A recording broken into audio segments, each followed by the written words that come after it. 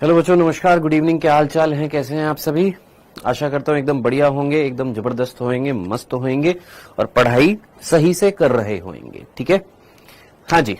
Good evening, good evening, good evening, good evening. क्या हाल चाल है? बढ़िया है एकदम। चलो जी, आप सभी को प्रणाम, सभी को गुड इवनिंग, सभी को सत श्री अकाल, सभी को राम राम, राधे श्याम, वालेकुम अस्सलाम, सब कुछ ठीक है। चलिए बेटा, कोशिका जीवन की इकाई, ये हमारा अध्याय चल रहा था। आगे बढ़ते हैं और पढ़ाई करना स्टार्ट करें। कुछ बात तो नहीं करनी ना सर? अगर एनसीईआरटी कसरत को अच्छे से कर ले तो क्या इससे बाहर कोई क्वेश्चन नहीं आएगा? यार देखो, कौन है ये मेरे भाई? नदीम भाई। नदीम भाई देखो, ऐसे सवाल ना बेटा, ये ऐसे सवाल जो है ये अच्छे लगते थे जब हम 5वीं, 6ठी या 7वीं कक्षा में पढ़ते थे और स्कूल में बोलते थे कि मैडम ये जो आप हमें क्वेश्चन करा रही है इससे बाहर तो कुछ नहीं आएगा ना। सर आप जो ये क्वेश्चन हमें करा रहे हो उससे बाहर तो कुछ नहीं आएगा ना। लेकिन अब वो तू 5वीं, 6ठी कक्षा में नहीं है, अब तू नीट की प्रिपरेशन कर रहा है। ये बोल कि सर क्या एनसीईआरटी से बाहर तो कुछ नहीं आएगा ना, ऐसे बोल। तो मैं बोलूंगा हाँ बेटा, एनसीईआरटी से बाहर कुछ नहीं आएगा। अब तू ये बोले कि सर एनसीईआरटी कसरत के जो आप क्वेश्चन करा रहे हो यही के यही आएंगे क्या? ऐसा है, पेपर तो मैं बनाऊंगा नहीं। हाँ, इतनी श्योरिटी है कि एनसीईआरटी बेस्ड आपका पेपर आएगा। ठीक है, तो दोस्त क्वेश्चन लॉजिकल होना चाहिए आपका। हाँ जी, आगे बढ़ते। आगे बढ़ने से पहले बेटा एक जरूरी सूचना, और वो ये है कि हम जहां से अभी मैं क्लास ले रहा हूं वो है गुड़गांव में, और गुड़गांव जो है वो है हरियाणा में। और हरियाणा में जो है कल इलेक्शन है, यानी 25 मई को क्या है, इलेक्शन है। और उस इलेक्शन की वजह से जितने भी दफ्तर हैं, आई होप आप जहां से हैं, यूपी, बिहार, जहां से भी देख रहे हैं, आपके यहां पर भी राज्य में इलेक्शन होंगे या हो गए होंगे। तो उस दिन आपकी सरकारी छुट्टी थी, है ना, कोई ऑफिस खुला नहीं रह सकता। इस वजह से कल जो है वो आपका ऑफ रहेगा दोस्त। देखो, मैं तो नहीं चाहता हूं ऑफ रहे, लेकिन अब जो है सो है दोस्त, है ना।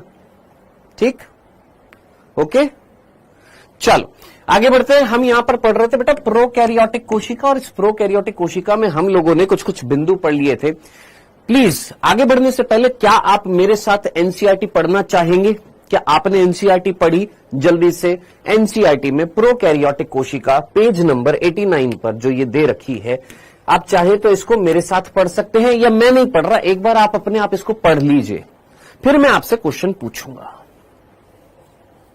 हाँ जी, एक बार इसको पढ़ लीजिए प्लीज।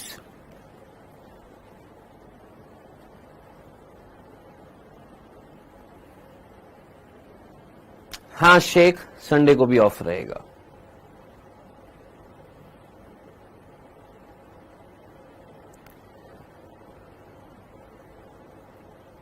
पढ़ लिया सभी ने? प्रोकैरियोटिक कोशिका के एग्जाम्पल हम जानते हैं, पीपीएलओ, नीलहरित शैवाल, जीवाणु, माइकोप्लाज्मा। सामान्यतः ये यूकैरियोटिक कोशिका से छोटी होती है और तेजी से विभाजन करती है। आकार, माप इनका कैसा होता है? अलग अलग होता है। 4 मूल आकार होते हैं जीवाणुओं के, ये दे रखे हैं। आपको कुछ लगता है यहां पर कुछ मिस्टेक है? इस यहां से यहां तक कहीं कोई मिस्टेक दिख रही है आपको?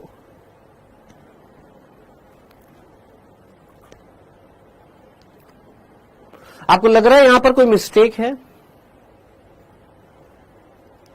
किसी को यहां पर कोई मिस्टेक दिख रही है एनसीईआरटी में?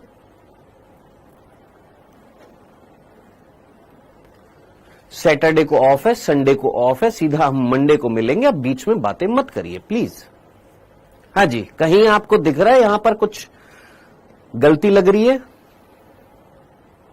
लग रही है? चलो, किसी ने भी आंसर नहीं दिया है। एक रोशन कुमावत ने दिया, और वो ये सिर्फ इतना सा, कोई मिस्टेक नहीं है। एक्चुअली ये वर्ड जो है ये हिंदी में गलत लिखा हुआ है, बस, और कुछ नहीं है। इंग्लिश में जब हम इसको बोलते हैं तो क्या बोलते हैं? स्पाइरल, है ना। क्या बोलते हैं? स्पाइरल बोलते हैं। और स्पाइरल को हिंदी में लिख दिया स्पाइलर। क्या लिख दिया? स्पाइलर। बस इतनी सी मिस्टेक है। क्या? स्पाइरल को क्या लिख दिया? स्पाइलर कर दिया है। क्या कर दिया? स्पाइलर कर दिया है, और कुछ नहीं है। तो ये एक छोटी सी इतनी सी छोटी सी मिस्टेक है, और वो क्या कि सर्पिल को हम अंग्रेजी में क्या बोलते हैं, स्पाइरल बोलते हैं, और यहां पर स्पाइरल की जगह स्पाइलर कर रखा है और कुछ नहीं है। हाँ जी, डन, क्लियर है। तो ये कोई बहुत बड़ी मिस्टेक नहीं है, आप भी जानते हैं, आप लोगों ने सुना होगा स्पाइरल बाइंडिंग या स्पाइलर बाइंडिंग। सोचो, बाइंडिंग कराते हैं ना बुक्स की, क्या बोलते हैं, स्पाइलर बाइंडिंग कर दे या स्पाइरल बाइंडिंग कर दे, स्पाइरल होता है, स्पाइलर नहीं होता है। डन, चल आगे बढ़ते हैं। इस पेज को एक बार पढ़ लीजिए, यह पेज हमने पूरा का पूरा पढ़ लिया है। इस पेज को फटाफट जल्दी से पढ़ लीजिए, हम ये भी पेज पूरा का पूरा पढ़ चुके हैं। प्रोकैरियोटिक कोशिका का मूलभूत संगठन आकार कार्य में विभिन्नता के बावजूद एक जैसा होता है, ये हमने कल पढ़ा था। सभी प्रोकैरियोट में कोशिका भित्ति होती है, ये भी हमने पढ़ा था। जो कोशिका झिल्ली से घिरी रहती है, यहां पर एक मिस्टेक है, और वो मिस्टेक क्या है, जो अभी वैसे तो मैं आपको आगे पढ़ाने वाला था, कहां पर बताऊंगा, जब हम यहां से स्टार्ट करेंगे तो वो चीज यहां पर आ जाएगी। क्या सभी प्रोकैरियोटिक में कोशिका भित्ति होती है? ठीक है सर, एक्सेप्ट यहां पर लिखना चाहिए था क्या, अपवाद लिखना चाहिए था, और वो अपवाद आप जानते हैं कौन है, माइकोप्लाज्मा है। ठीक है सर, माइकोप्लाज्मा में कोशिका भित्ति नहीं होती, यहां पर नहीं लिखा हुआ लेकिन आगे लिखा हुआ है। जो कोशिका झिल्ली को घेरे रखती है, याद रखना, जो कोशिका झिल्ली को, यहां पर क्या करना है, को घेरे रखती है, प्लीज इसको सही कर लीजिएगा, जो कोशिका झिल्ली को घेरे रखती है, घिरी हुई नहीं होती है। क्या सर समझ नहीं आया क्या? देख इधर देख, समझना इस चीज को, क्या कि अगर ये कोशिका झिल्ली है, कौन है बेटा, ये कोशिका झिल्ली है, तो कोशिका झिल्ली के अंदर कोशिका भित्ति नहीं मिलती है, कोशिका झिल्ली के बाहर मिलती है। कौन? कोशिका भित्ति। तो जरा सोचिए, कोशिका भित्ति जो है, क्या वो कोशिका झिल्ली से घिरी हुई है या कोशिका झिल्ली को घेरे हुई है? तो हम क्या बोलेंगे, कोशिका भित्ति कोशिका झिल्ली को घेरे रखती है, ना कि कोशिका झिल्ली से घिरी होती है। ठीक है जी, ये चीज आपने मिस्टेक है, इसको सही करना है प्लीज। डन, क्लियर है यहां तक की बात? चले, अब ये चीज जो है आपको नई एनसीईआरटी में सही मिलेगी, जो न्यू एनसीईआरटी है उसमें ये चीज आपको सही मिलेगी, पुरानी एनसीईआरटी में मिस्टेक है। अभी एक और मिस्टेक दिखाऊंगा, मैं लेकर आया हूं, क्या लेकर आया हूं, पुरानी और नई एनसीईआरटी दोनों लेकर आया हूं। पुरानी एनसीईआरटी में इस पेज पर जब आप आएंगे तो जीव द्रव्य झिल्ली प्रकृति में अर्धपारगम्य, यह है पुरानी एनसीईआरटी में।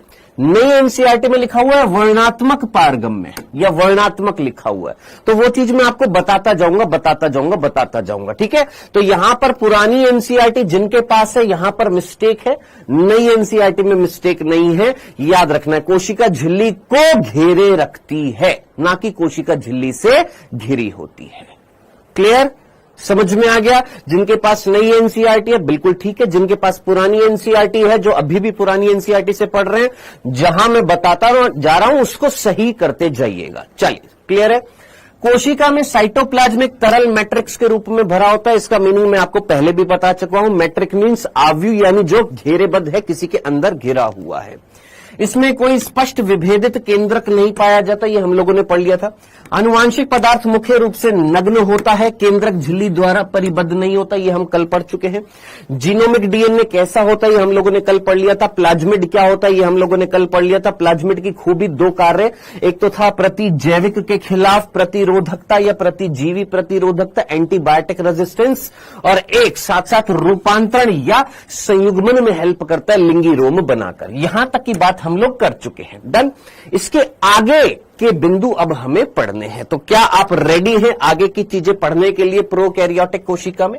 स्टार्ट करें आज का कार्यक्रम प्रोकैरियोटिक कोशिका के अगले लक्षण पढ़ने में। हाँ जी, स्टार्ट करें। चलिए जी, एक बालक पूछ रहा है, सर हमारे पास नई एनसीईआरटी नहीं है। तेरे पास फोन है ना, फोन में डाउनलोड कर सकता है नई एनसीईआरटी। कहां से डाउनलोड करेगा? फटाफट एक चीज जल्दी से बता देता हूं, ज्यादा टाइम वेस्ट नहीं करेंगे। सीधा बेटा गूगल पर जाना, गूगल पर जाने के बाद में सीधा सीधा यहां पर लिख देना क्या, 11th class NCERT biology, NCERT 11th biology, बस इतना सा लिख देना। क्या लिखना? अंग्रेजी में लिख देना एनसीईआरटी 11th बायोलॉजी। तेरे फोन में गूगल है, वहां पर लिख देना। सुनता जा, फिर मत बोलना सर एक बार वापस से दोहरा दो। यहां पर ऊपर तेरे को एनसीईआरटी की वेबसाइट दिखाई देगी। ये वेबसाइट है ncert.nic.in। इस पर क्लिक करना। जैसे इस पर क्लिक करेगा तेरी वेबसाइट खुल जाएगी। वेबसाइट खुलने के बाद में क्या करना है, यहां पर ऊपर एक कॉलम दिखाई देगा जिस पर लिखा होगा सेलेक्ट क्लास।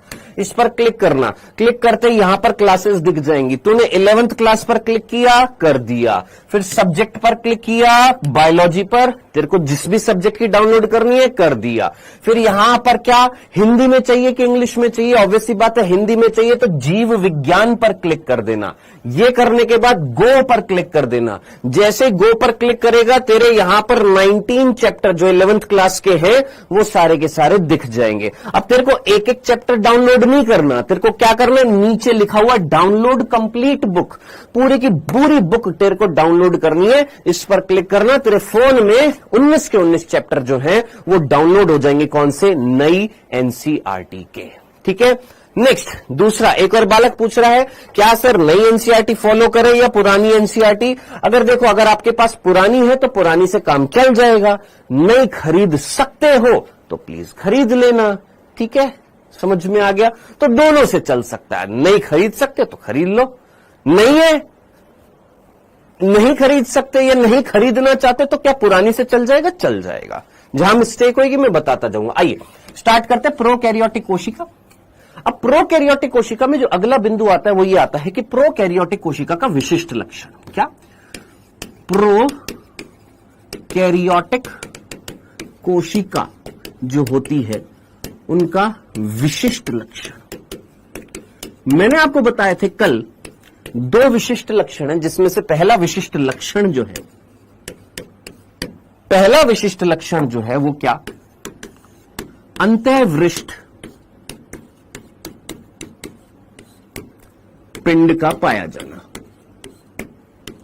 हिंदी में बोलते हैं अंतःवृष्ट पिंड, इंग्लिश में बोलते हैं इंक्लूजन बॉडी। और दूसरा है मीजोसोम्स। ठीक है।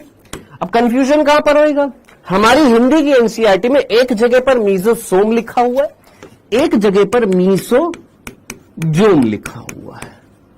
अंग्रेजी में सिंपल क्या बोलते हैं, मीसोसोम बोलते हैं।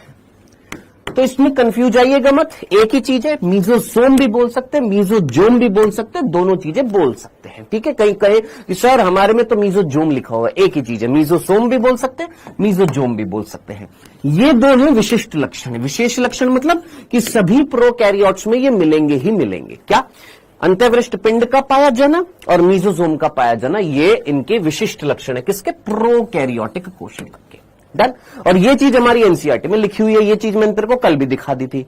कहां पर दिखाई थी, इस पेज पर दिखाई थी। देख यहां पर क्या लिखा हुआ है, यहां पर लिखा हुआ प्रोकैरियोट्स में कुछ विशेष प्रकार के अंतःवृष्ट मिलते हैं। क्या, कि प्रोकैरियोट्स में कुछ विशेष प्रकार के यानी विशिष्ट रूप से क्या पाए जा रहे हैं, अंतःवृष्ट पिंड मिलते हैं। सर यहां तो अंतःवृष्ट लिखा हुआ, पिंड नहीं लिखा हुआ, आगे लिखा हुआ है। इसी एनसीईआरटी में जब तू आगे जाएगा तो यहां पर वर्ड दिखेगा तेरे को, अंतःवृष्ट पिंड दिखाई देगा। ठीक है। तो कुल मिलाकर इस लाइन में यहां पर तेरे को ये चीज क्लियर हो गई। क्या विशिष्ट लक्षण, पहला क्या है, अंतःवृष्ट पिंड का पाया जाना। दूसरा, प्रोकैरियोट्स की विशेषताओं में उनकी कोशिका झिल्ली में एक विशिष्ट विभेदित आकार मिलता है जिसे मीजोसोम कहते हैं। यानी प्रोकैरियोट्स में 2 विशिष्ट लक्षण हैं। क्या, एक तो मीजोसोम का पाया जाना और एक अंतःवृष्ट पिंड का पाया जाना। याद रखना ये यूनिक कैरेक्टर है। यूनिक मतलब विशिष्ट, जो किसी और जीव में नहीं मिलेंगे, सिर्फ प्रोकैरियोट्स में मिलेंगे, सभी प्रोकैरियोट्स में मिलेंगे। ठीक है। अब आप पूछेंगे सर ये होते क्या है, सर ये अंतःवृष्ट पिंड क्या होता है, ये क्या होता है, ये क्या होता है। मैंने कहा आइए अब यही तो पढ़ने वाले हैं। सबसे पहले हम क्या पढ़ेंगे सर, अंतःवृष्ट पिंड पढ़ेंगे।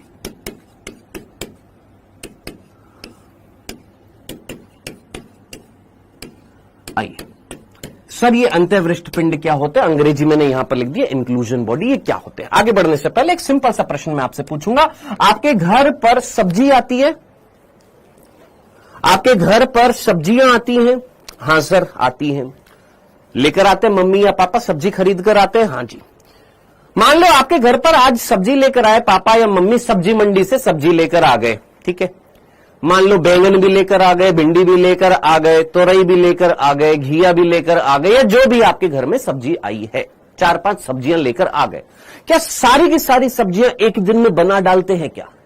कि ले बेटा बैंगन के साथ भिंडी भी मिक्स कर दे, आलू भी मिक्स कर दे, है सब कुछ एक साथ मिक्स करके बना देते हैं। सर आज मिक्स वेज खाएंगे हम, है एक दिन में एक बन जाती है, चलो 2 बन जाती है, मैक्सिमम 3 बन सकती है, कि एक सुबह की हो गई, एक दोपहर की हो गई, एक रात शाम वाली हो गई है। 5 सब्जी एक साथ तो नहीं बना रहे ना, कुछ रख देते हैं। सोचो वो जो एक्स्ट्रा सब्जी लेकर आ रहे हैं, जो बच गई हैं, क्या हम उसे स्टोर करते हैं? हां सर। तो जो बचा हुआ माल जो होता है, बचा हुआ पदार्थ जो होता है, उस बचे हुए पदार्थ को हम स्टोर करते हैं? हां सर, बिल्कुल करते हैं। कहां पर करते हैं सर? फ्रिज में करते हैं। हां सर। तो प्रोकैरियोटिक कोशिका जो होती है, कि सपोज ये एक प्रोकैरियोटिक कोशिका है, अब इस प्रोकैरियोटिक कोशिका के अंदर कोई चीज बच गई है जिसका अभी यूज नहीं आ रहा है, जिसको हम अभी यूज में नहीं ले रहे हैं, लेकिन हो सकता है बाद में ये यूज में आ जाए, हो सकता है बाद में ये यूज में आ जाए, कि कोई पदार्थ है प्रोकैरियोटिक कोशिका के अंदर जो बचा हुआ है, एक बचा हुआ पदार्थ जो अभी यूज में नहीं आ रहा है, बाद में यूज में आ सकता है, उसको हमने एक जगह पर इस तरीके से भर दिया, ये मान लो यहां पर डाल दिया। अब आपका प्रश्न होगा क्या सर क्या बच जाता है? मैंने कहा अभी बताऊंगा, अभी फील कर, बस इतनी सी बात को समझ कि कोई पदार्थ है जो बच गया और हमने यहां पर डाल दिया, ठीक है।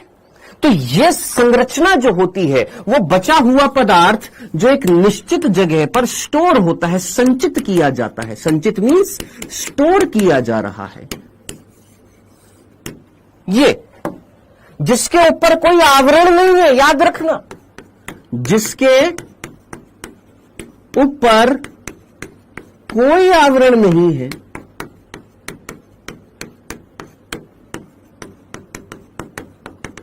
उसे अंतःवृष्ट पिंड कहते हैं।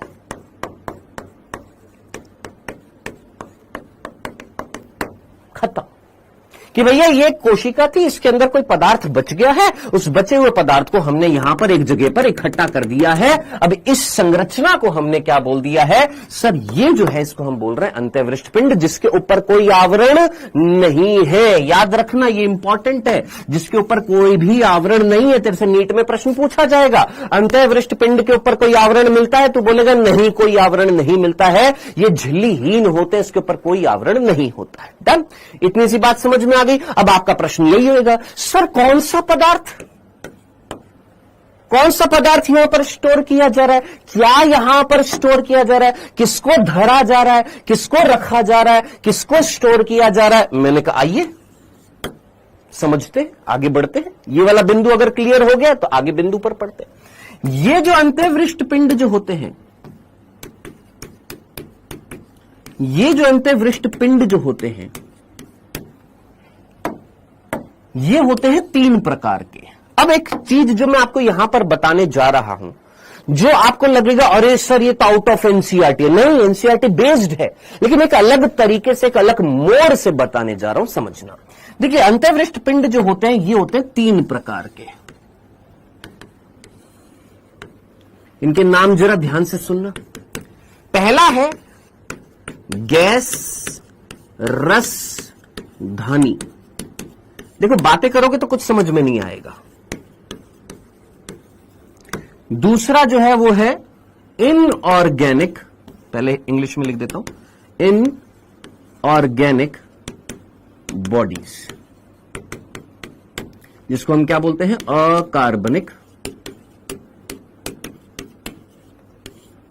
पिंड। और चौथा है खाद्य पिंड, इसको हम अंग्रेजी में बोलते हैं फूड, वैक्यूल नहीं बोलेंगे, फूड बॉडी बोलेंगे।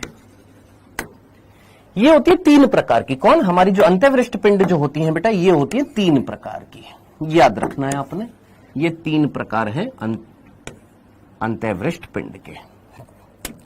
अब ये क्या क्या है? आगे बढ़ने से पहले पहले एग्जाम्पल जरा ध्यान से सुन लीजिएगा। ये पहले समझ लेते हैं, फिर उसके बाद में एग्जाम्पल समझेंगे। ठीक है, समझना। यहां तक की बात समझ में आ रही है? Well done Deepika. बचा हुआ पदार्थ जो प्रोकैरियोटिक कोशिका में स्टोर किया जाता है, जो आवरणहीन होता है, अंत्यवृष्ट पिंड कहलाता है। बहुत ही बढ़िया। सर टैबलेट में लाइव क्लास होगी क्या? चल रही है ना मेरे भाई, चल रही है ना, बात मत कर यहां पर। ठीक है, अब ये जो अंत्यवृष्ट पिंड है, ये जो बचा हुआ पदार्थ है जिसके ऊपर कोई आवरण नहीं है, जिसको हमने अंत्यवृष्ट पिंड बोला, ये होते 3 प्रकार के। कौन कौन से 3 प्रकार? ये नाम लिखती है। अब आगे बढ़ने से पहले सबसे पहला हम पढ़ते हैं कौन सा? गैस रसधानी। सर ये क्या होती है? मैंने आपसे बोला कि आप मुझे बताइए प्रोकैरियोटिक कोशिका का एग्जाम्पल आपको याद आ रहा है? आपने बोला 4 थे। मैंने कहा कौन कौन सा? सर बैक्टीरिया था, नील हरित शैवाल था जिसको हम ब्लू ग्रीन एल्गी बोलते हैं, माइकोप्लाज्मा था, पीपीएलओ है ना, 4 याद आ रहे होंगे। ये मान लो ये है ब्लू ग्रीन एल्गी।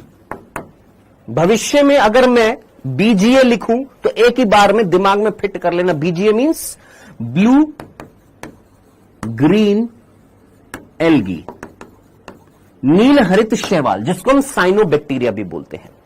ये जो ब्लू ग्रीन एल्गी जो होती है, ये समुद्र में या पानी की सतह पर मिलती है, समुद्रों में पानी की सतह पर मिलती है और प्रकाश संश्लेषण करती है। क्या करती है? फोटोसिंथेसिस करती है। पानी की सतह पर मिलती है, पानी की सतह पर प्रकाश संश्लेषण करती है। डन, इतनी सी बात घुस गई दिमाग में। अब इधर देख, आप मुझे बताइए, अगर ये पानी की सतह पर मिल रही है तो पानी की सतह पर रहने के लिए आप मुझे बताइए क्या इसके अंदर प्लावकता होनी चाहिए? प्लावकता मींस बायोन्सी।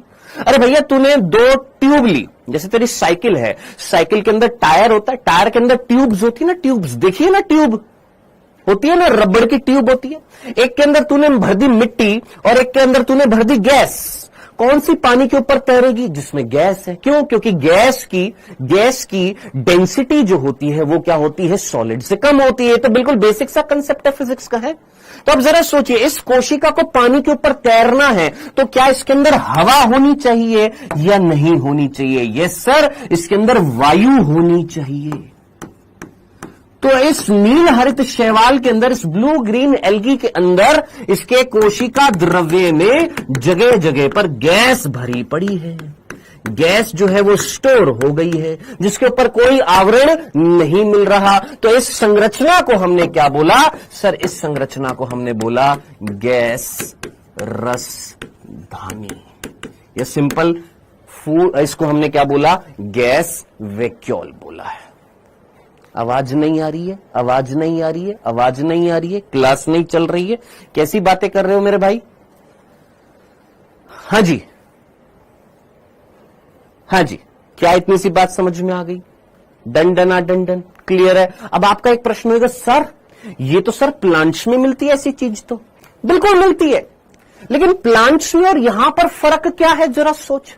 प्लांट्स में जो वैक्यूल मिलती है, क्या उस पर आवरण होता है? हां, यहां पर कोई आवरण नहीं है, कोई झिल्ली ऊपर से इसको कवर नहीं कर रही, बस ये डिफरेंस होता है। तो प्रोकैरियोट्स में ये जो अंत्यवृष्ट पिंड, जो गैस रसधानी होती है, जिसमें गैस स्टोर होती है, जिसमें गैस संचित होती है, ये किस में मिलेगी? जरा सोच, इसका एग्जाम्पल क्या होएगा? तो सीधा बोलेगा, सर ये जो गैस रसधानी जो होती है ये कहां पर पाई जाएगी? अरे क्या बात है मेरे भाई, क्या आवाज नहीं आ रही? आवाज नहीं आ रही? पगला गया है कि स्पैम किए जा रहा है? हैं? किस में मिलेगी? सर ये मिलेगी नील हरित शैवाल में। नील हरित शैवाल जिसको हम साइनोबैक्टीरिया भी बोलते हैं।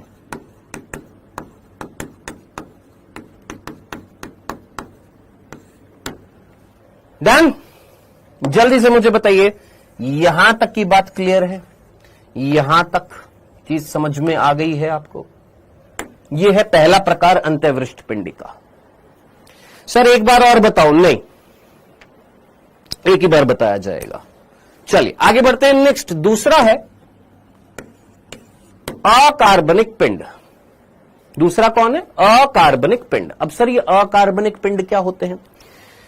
पहले तो मुझे बताइए, अकार्बनिक पदार्थ जानते हैं? अकार्बनिक पदार्थ क्या होते हैं? एक होते हैं कार्बनिक पदार्थ। कार्बनिक पदार्थ वो होते हैं जिनके अंदर कार्बन और हाइड्रोजन की श्रृंखला होती है। क्या होती है? कार्बन और हाइड्रोजन की श्रृंखलाएं होती है, उनको हम क्या बोलते हैं? कार्बनिक पदार्थ। और अकार्बनिक क्या होते हैं? जिनमें कार्बन हाइड्रोजन की श्रृंखला या कार्बन हाइड्रोजन नहीं होता। देख, दिमाग में दो चीजें फिक्स कर ले। ऐसे कंपाउंड, ऐसे पदार्थ जिनमें कार्बन हाइड्रोजन होएगी वो कार्बनिक पदार्थ, जिनमें कार्बन हाइड्रोजन नहीं होएगी वो अकार्बनिक पदार्थ है। ठीक है, चलो सर, अब मैं आपसे पूछ रहा हूं, मुझे बता कि मैंने इस बैक्टीरिया के अंदर, किसके अंदर? इस बैक्टीरिया के अंदर, ध्यान से सुनना, इस बैक्टीरिया के अंदर सल्फर को यहां पर एकत्रित कर दिया। सल्फर, मुझे बताना, सल्फर जिसको हम हिंदी में गंधक बोलते हैं, क्या बोलते हैं? गंधक बोलते हैं, गंधक, सल्फर।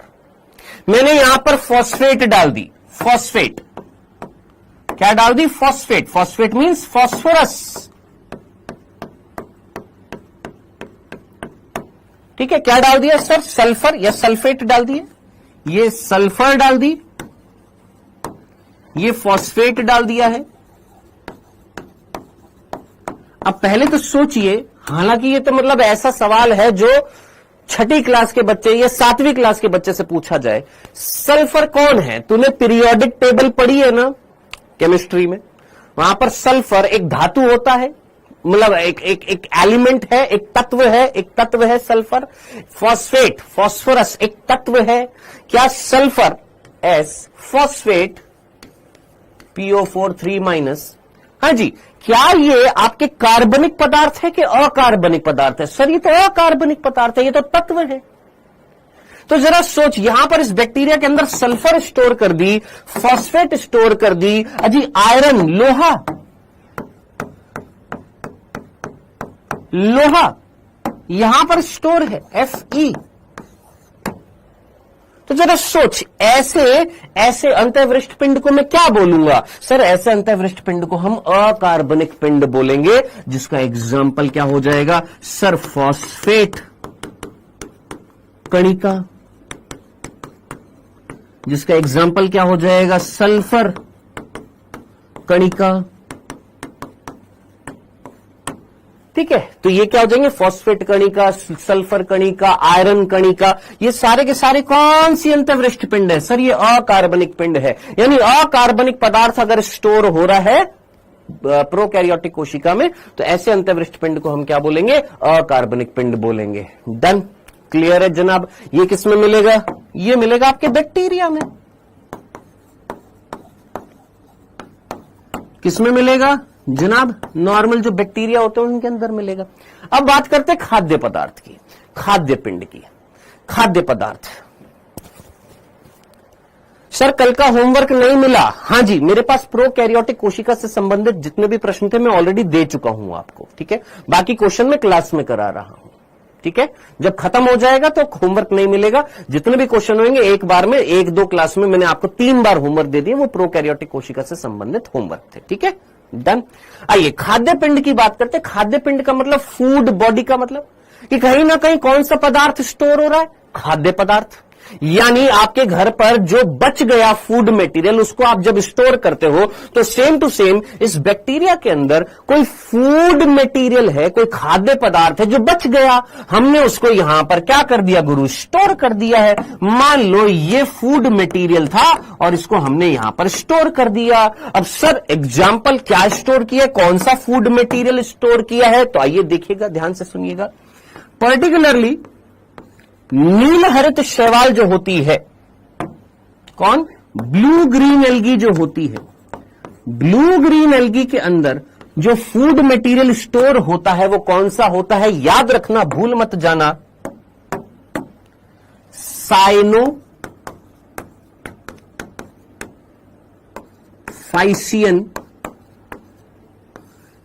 स्टार्च। स्टार्च को हम मंड बोलते हैं।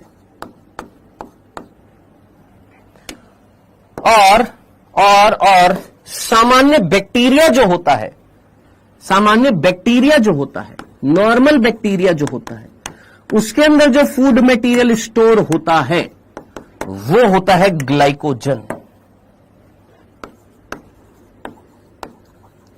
आई नो आप में से कई पूछेंगे सर ये ग्लाइकोजन क्या होता है, ये साइनोफाइसियन स्टार्च क्या होता है। अभी सिर्फ इतना सा बता रहा हूं। आप में से कितने बच्चों ने ग्लूकोज नाम सुना है? आप बोलेंगे यस सर बिल्कुल सुना हुआ है। C6H12O6 सुना हुआ ना। मैंने बोला ये ग्लूकोज का अणु है एक। ऐसे हजारों ग्लूकोज के अणु आपस में जुड़े हुए हैं। और कैसे हैं सर? सीधी रेखा में है और कुछ शाखित हैं। यह है स्टार्च। इसको हम क्या बोलते हैं? स्टार्च बोलते हैं। तब आप मुझे बताइए, क्या स्टार्च के अंदर ग्लूकोज की एक सीधी श्रृंखला है? हां सर। और एक शाखित श्रृंखला है? हां सर। तो स्टार्च किससे बना होता है? ग्लूकोज की सीधी श्रृंखला प्लस साथ साथ शाखित श्रृंखला। डन। नेक्स्ट, अब मैंने बोला यहां पर कोई सीधी श्रृंखला नहीं है, ग्लूकोज जो है वो हाईली शाखित है। बहुत हाईली कैसा है? ब्रांच्ड है। बहुत ही ज्यादा क्या है? शाखित है। शाखित शाखित शाखित शाखित। क्या मिल रहा है यहां पर? ग्लूकोज मिल रहा है। तो ये है हमारा कौन? ग्लाइकोजन। तो ग्लाइकोजन और स्टार्च में क्या फर्क है मेरे भाई? ये है हमारा ग्लाइकोजन। तो ग्लाइकोजन और स्टार्च में ये सारी की सारी चीजें बेसिक्स हैं। इन बेसिक्स को मत भूलिएगा। ग्लाइकोजन और स्टार्च में क्या डिफरेंस था? सर ग्लाइकोजन भी ग्लूकोज से बना हुआ है, स्टार्च भी ग्लूकोज से बना हुआ है। बस फर्क इतना सा है इनकी स्ट्रक्चर में कि ग्लाइकोजन हाईली ब्रांच्ड है, बहुत ही ज्यादा शाखित है। कई सारे ग्लूकोज क्या है? शाखित रूप से एक दूसरे से जुड़े हुए हैं। जबकि स्टार्च जो होता है उसमें ग्लूकोज की एक सीधी श्रृंखला है, स्ट्रेट लाइन है, और कुछ ग्लूकोज शाखित है। डन।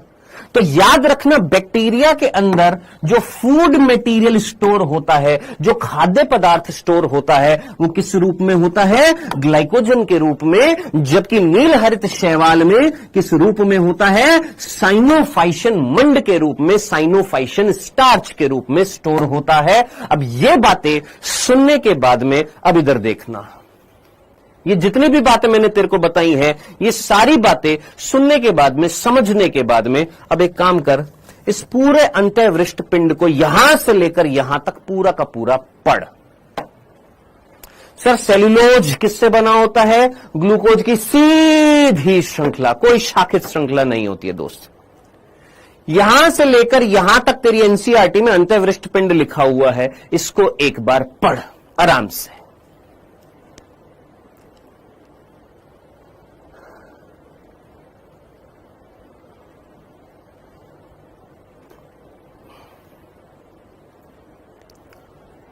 पूरी आवाज आ रही है जमीर हैदर। ज्यादा अगर स्पैम करेगा तो क्लास से बाहर निकाल दिया जाएगा, ठीक है? स्टार्टिंग में कुछ बच्चे आते हैं, छोटू छोटू बच्चे, है ना, थोड़ा सा मेच्योरिटी नहीं होती, इसलिए बार बार वो बटन पर क्लिक करते रहते हैं, आवाज नहीं आ रही, आवाज नहीं आ रही, आवाज नहीं आ रही, तो स्पैम करते हैं। मत कर बेटा, आवाज आ रही है, पूरी आवाज आ रही है।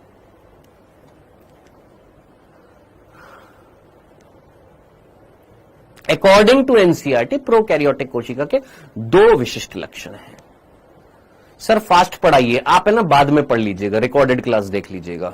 आप हमें ना सिखाइए कैसे पढ़ाना, चुपचाप बैठ के पढ़ ले। नहीं पढ़ना तो क्लास से बाहर निकाल दूंगा। यहां पर पढ़ने आया है, यहां पर मजाक करने नहीं आया है। मैं स्टार्टिंग में बोल दिया था कि मत करना, फास्ट करा दो और ऐसे करा दो और वैसे करा दो और इस तरीके से करा दो, उस तरीके से करा दो। मैं 1000 बार क्लास में बोल चुका हूं, कई बार यह चीज समझा चुका हूं कि पढ़ना आपने, पढ़ाना मेरा काम है, पढ़ना आपका काम है, ठीक है? गाइडेंस देना मेरा काम है, आपका काम नहीं है। हाँ जी सर, लास्ट चीज समझ में नहीं आई। गैस रसधानी नील हरित शैवाल मैंने आपको बता दिया था। उसके अलावा बैंगनी और हरे प्रकाश संश्लेषी जीवाणुओं में मिलती है। अब इधर देखिएगा, आपने बोला सर यहां तक तो सारी चीजें समझ में आ गई है, ये सारी चीजें क्लियर हो गई होगी। देख तूने, मैंने जो चीजें बताई, क्या है, मैं एनसीईआरटी से बाहर गया, मैंने तेरे को क्या बताया था? अंतःवृष्ट पिंड क्या होता है? प्रोकैरियोटिक कोशिका में जो बचा हुआ पदार्थ होता है, जो कोशिका द्रव्य में पड़ा रहता है, जिसके ऊपर कोई भी झिल्ली नहीं होती, उसको हम अंतःवृष्ट पिंड बोलते हैं। इसके एग्जाम्पल क्या दे रखे हैं? फॉस्फेट कणिका। अब ये फॉस्फेट कणिका कहां पर है? यहां पर मैंने तेरे को बताया अभी। अंतःवृष्ट पिंड के 3 प्रकार है, जिसमें अकार्बनिक पिंड वो होते हैं जो अकार्बनिक पदार्थों के रूप में स्टोर होता है, जैसे फॉस्फेट कणिका, जैसे सल्फर कणिका। तो फॉस्फेट कणिका यहां पर वर्ड आया? हां सर आया। उसके अलावा साइनोफाइशियन कणिका लिखा हुआ है। सर साइनोफाइशियन क्या था? साइनोफाइशियन जो होता है वो क्या होता है? स्टार्च होता है। वो क्या होता है? मंड होता है, जो किसमें पाया जाता है? ब्लू ग्रीन एल्गी में। ये चीज नहीं लिखी हुई थी तो बताना पड़ेगा ना दोस्त, क्या होता है? ये खाद्य पदार्थ होता है, खाद्य पदार्थ, खाद्य पिंड के रूप में पाया जाता है। तो दूसरा एग्जाम्पल क्या हो गया? साइनोफाइशियन कणिका। एक क्या हो गया? फॉस्फेट कणिका। और एक क्या दे रखा है? ग्लाइकोजन कणिका। ग्लाइकोजन कणिका किसमें पाई जाएंगी? सर बैक्टीरिया में। ये चीज यहां पर लिख दी। ग्लाइकोजन कणिका किसमें पाई जाएंगी? सर बैक्टीरिया में। साइनोफाइशियन कणिका किसमें पाई जाएगी? नील हरित शैवाल में। फॉस्फेट और सल्फर कणिका नॉर्मली बैक्टीरिया में पाई जाएंगी। अब ये चीज कहां पर लिखी हुई है? ये चीज लिखी हुई थी यहां पर। अगला क्या क्या कि गैस रसधानी, गैस के रूप में भी अंत्यवृष्ट पिंड पाया जाता है, जो किसमें पाया जाता है? नील हरित शैवाल, जिसको हम साइनोबैक्टीरिया या ब्लू ग्रीन एल्गी बोलते हैं। उसके अलावा सर ये क्या? ये बैंगनी हरे प्रकाश संश्लेषी जीवाणु, ये क्या लिखा हुआ है? देखो इतनी सी बात याद रखना कि जितने भी प्रोकैरियोट्स होते हैं उनमें से नील हरित शैवाल वो होते हैं जिन्होंने प्रकाश संश्लेषण सबसे पहले किया था, ठीक है। लेकिन उनसे पहले भी प्रकाश संश्लेषण करने वाले बैक्टीरिया आ गए थे, जैसे सल्फर बैक्टीरिया थे, हरे बैक्टीरिया थे, बैंगनी बैक्टीरिया थे, लेकिन वो वाटर को यूज में नहीं लेते थे। सर हमारे ऊपर से जा रहा है। अभी सिर्फ इतना सा याद रखना, ब्लू ग्रीन एल्गी के अलावा कुछ ऐसे बैक्टीरिया भी होते हैं जो प्रकाश संश्लेषण करते हैं, जैसे बैंगनी बैक्टीरिया और हरे बैक्टीरिया। अब कुल मिलाकर खुद कॉमन सेंस लगा कि एक साइनोबैक्टीरिया यानी नील हरित शैवाल, एक बैंगनी बैक्टीरिया यानी पर्पल बैक्टीरिया, एक हरे बैक्टीरिया यानी ग्रीन बैक्टीरिया, ये वो बैक्टीरिया हैं जो पानी की सतह पर मिल रहे हैं। क्यों सर? अरे भैया प्रकाश को अवशोषित करना है, प्रकाश संश्लेषण करना है, प्रकाश लेना है, तो पानी की सतह पर मिलेंगे। और पानी की सतह पर मिलेंगे तो उनको क्या मिलेगी? उनको क्या देनी चाहिए? सर बायोन्सी देनी चाहिए। उनके अंदर कुछ गैसीय पदार्थ भरा होना चाहिए, गैस होनी चाहिए, जिसकी वजह से वो पानी के ऊपर तैरते रहे। खत्म। ये था हमारा क्या? अंत्यवृष्ट पिंड। इससे बाहर कुछ नहीं आएगा। ठीक है, डन, क्लियर है। चले आगे। अब एक बालिका ने बहुत अच्छा सवाल पूछा, सर बैक्टीरिया में तो क्लोरोप्लास्ट मिलता ही नहीं है, फिर वो फोटोसिंथेसिस कैसे करेंगे? मैंने कहा रुक जा गुड़िया, अभी आएगा, पेशेंस रख। सारी चीजें एक बार प्रोकैरियोटिक कोशिका पूरा हो जाने दो, फिर कहना सर ये क्वेश्चन है हमारा। ठीक है, चल। तो हमारा अंत्यवृष्ट पिंड समाप्त हो चुका है। हमारा ये वाला टॉपिक जो था, यहां पर ये वाली जो लाइन जो थी, ये पूरी की पूरी हमने कवर कर ली है। अब आगे बढ़ते हैं। दूसरी चीज क्या थी? हमने बोला था कि प्रोकैरियोट्स के दो विशिष्ट लक्षण हैं अकॉर्डिंग टू अवर एनसीईआरटी, हमारी एनसीईआरटी में जो लिखे हुए हैं। एक अंत्यवृष्ट पिंड और दूसरा है मीजोसोम। अंत्यवृष्ट पिंड हमने पूरा पढ़ लिया, अब बारी है मीजोसोम। अभी मीजोसोम नहीं पढ़ेंगे। क्यों सर? कुछ रीजन है, कोई चीज है जिसकी वजह से अभी नहीं पढ़ेंगे। कब पढ़ेंगे? आज ही पढ़ेंगे, लेकिन थोड़ी देर में पढ़ेंगे। आइए, मीजोसोम अभी पढ़ेंगे, लेकिन उससे पहले अब हम जो पढ़ने वाले हैं वो पढ़ने वाले हैं क्या? वो है ये वाला टॉपिक अकॉर्डिंग टू एनसीईआरटी, और वो हम पढ़ने वाले हैं क्या? कोशिका आवरण और इसके रूपांतरण। ये सारी चीज हमने पढ़ ली है। अब इसके बाद जो अगली चीज जो हमें, मीजोसोम लास्ट में आएगा, बाद में आएगा। अब हमें जो पढ़ना है वो पढ़ना है प्रोकैरियोटिक कोशिका की संरचना। आइए स्टार्ट करते हैं। प्रोकैरियोटिक कोशिका की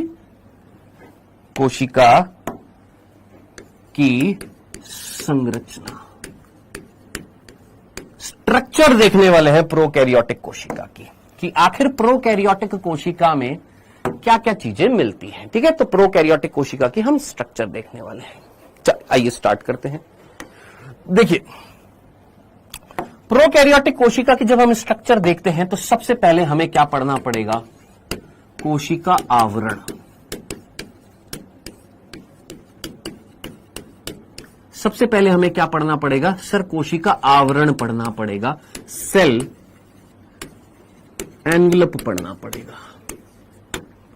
ठीक है, याद करिए दूसरे लेक्चर में, इसी चैप्टर के दूसरे लेक्चर में मैंने आपको बताया था कि जो कोशिका जो होती है उसका जो आवरण जो होता है प्रोकैरियोट्स के अंदर, वो कितनी मेम्ब्रेन से बना होता है। कोई भी बालक अगर बताना चाहे तो बिंदास बता सकता है। प्रोकैरियोटिक कोशिका जो होती है, अगर मैं प्रोकैरियोटिक कोशिका की स्ट्रक्चर देखूं तो प्रोकैरियोटिक कोशिका में सबसे बाहर एक स्तर पाई जाती है,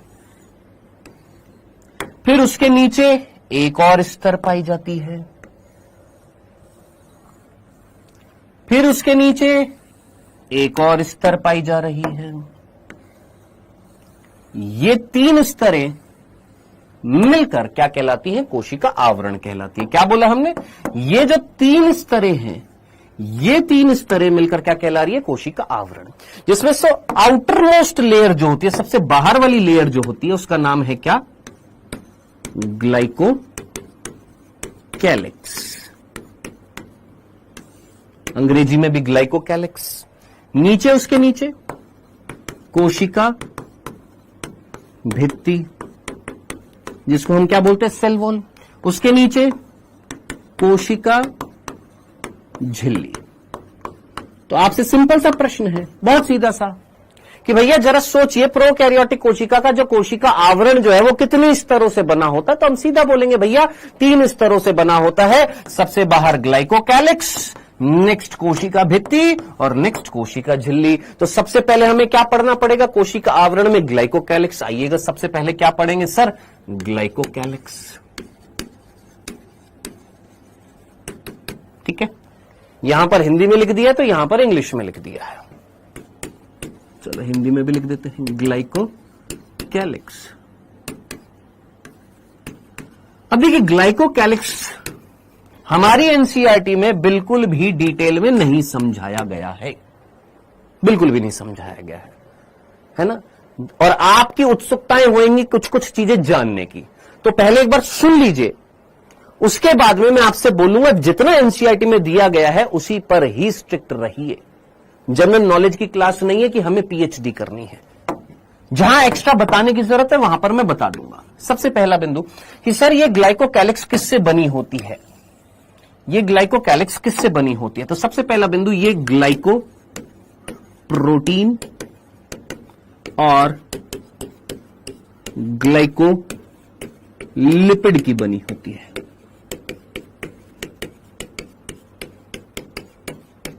थोड़ा बहुत उसमें शर्करा कार्बोहाइड्रेट्स भी होते हैं, लेकिन मेनली कौन? ग्लाइकोप्रोटीन और ग्लाइकोलिपिड की बनी होती है। ठीक है। दूसरा बिंदु, सर इस स्तर का कार्य क्या होता है? मैक्सिमम बच्चों का यही सवाल होता है कि सर इस स्तर का कार्य क्या होता है? हमारी एनसीईआरटी में बिल्कुल नहीं दिया गया है। अब अगर मैं आपको कार्य बताऊंगा आप कंफ्यूज्ड हो जाएंगे, इसलिए सिंपल सी ये चीज बता देता हूं कि यह स्तर, बस इतना सा बताऊंगा,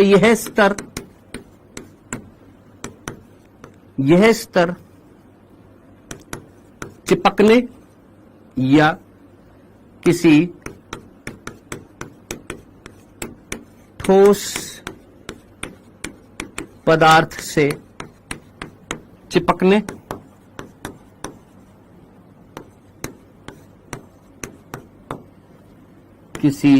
चिपकने में सहायता करती है। पहला कार्य।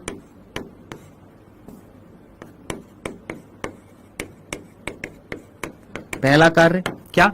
कि ये स्तर जो होती है किसी ठोस पदार्थ से चिपकने में सहायता करती है। अब जैसे मैं ये लिख दूंगा, अब आप में से कुछ ड्रॉपर होंगे जो बोलेंगे सर ये तो झालर का कार्य होता है, इसीलिए मैं नहीं चाहता था कि ये कार्य मैं आपको बताऊं, लेकिन फिर भी आपका होता है ना कि सर प्लीज इसका कार्य बता दो। तो ये स्तर जो होती है ये सबसे बाहरी स्तर है। अब जब ये सबसे बाहरी स्तर है, कोई ठोस पदार्थ होएगा तो उससे जुड़ने में ये क्या करती है? हेल्प कर देती है। कौन? ये ग्लाइकोकैलिक्स। चिपचिपी अगर होती है तो। दूसरा ध्यान से सुनना, आपके अंदर अगर कोई रोगाणु जाता है तो आपका प्रतिरक्षा तंत्र उसको मारने की कोशिश करता है। हां, सोचो आपके अंदर अगर बैक्टीरिया जाएगा तो उस बैक्टीरिया को हमारा इम्यून सिस्टम, हमारा प्रतिरक्षा तंत्र मारने की कोशिश करता है, उसको खत्म करने की कोशिश करता है रोगाणु को। हां, तो जरा सोचिए ये कौन है? ये किस में मिल रही है ग्लाइकोकैलिक्स? सर ये तो बैक्टीरिया में मिल रही है। किस में मिल रही है? प्रोकैरियोट्स में, बैक्टीरिया में मिल रही है। तो ये क्या करती है? ये उस जीवाणु को, ये उस प्रोकैरियोटिक कोशिका को उस पोषक कोशिका के प्रतिरक्षा तंत्र से बचाने की कोशिश करती है। पहले लिख देता हूं, वापस से समझा रहा हूं क्या। ये पोषक यानी होस्ट के प्रतिरक्षा तंत्र से बचाने की कोशिश करती है।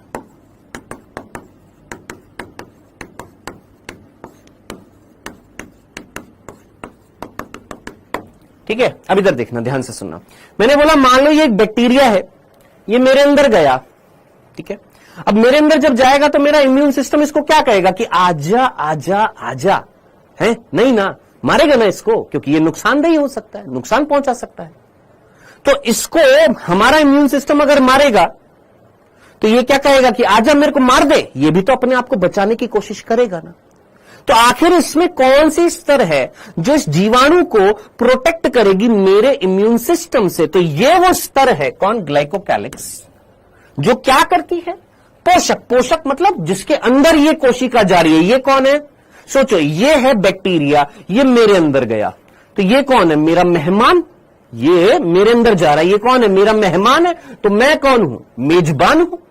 तो मेजबान को क्या कहा जाता है? होस्ट कहा जाता है, पोषक कहा जाता है। और जो अंदर जा रहा है उसको हम क्या बोलेंगे? गेस्ट बोलेंगे। तो आओ गेस्ट, हमारे अंदर जाओ। गेस्ट हमारे अंदर गया, गेस्ट जो था वो होस्ट के अंदर गया। होस्ट ने बोला अरे तू तो बड़ा बेकार है, मैं तेरे को मार डालूंगा। इसने बोला ऐसे कैसे मार डालेगा, मेरे पास ग्लाइकोकैलिक्स है। तो ग्लाइकोकैलिक्स क्या कर रही थी? सर पोषक जो था उसके प्रतिरक्षा तंत्र से बचाने की कोशिश कर रही थी। डन, क्लियर है?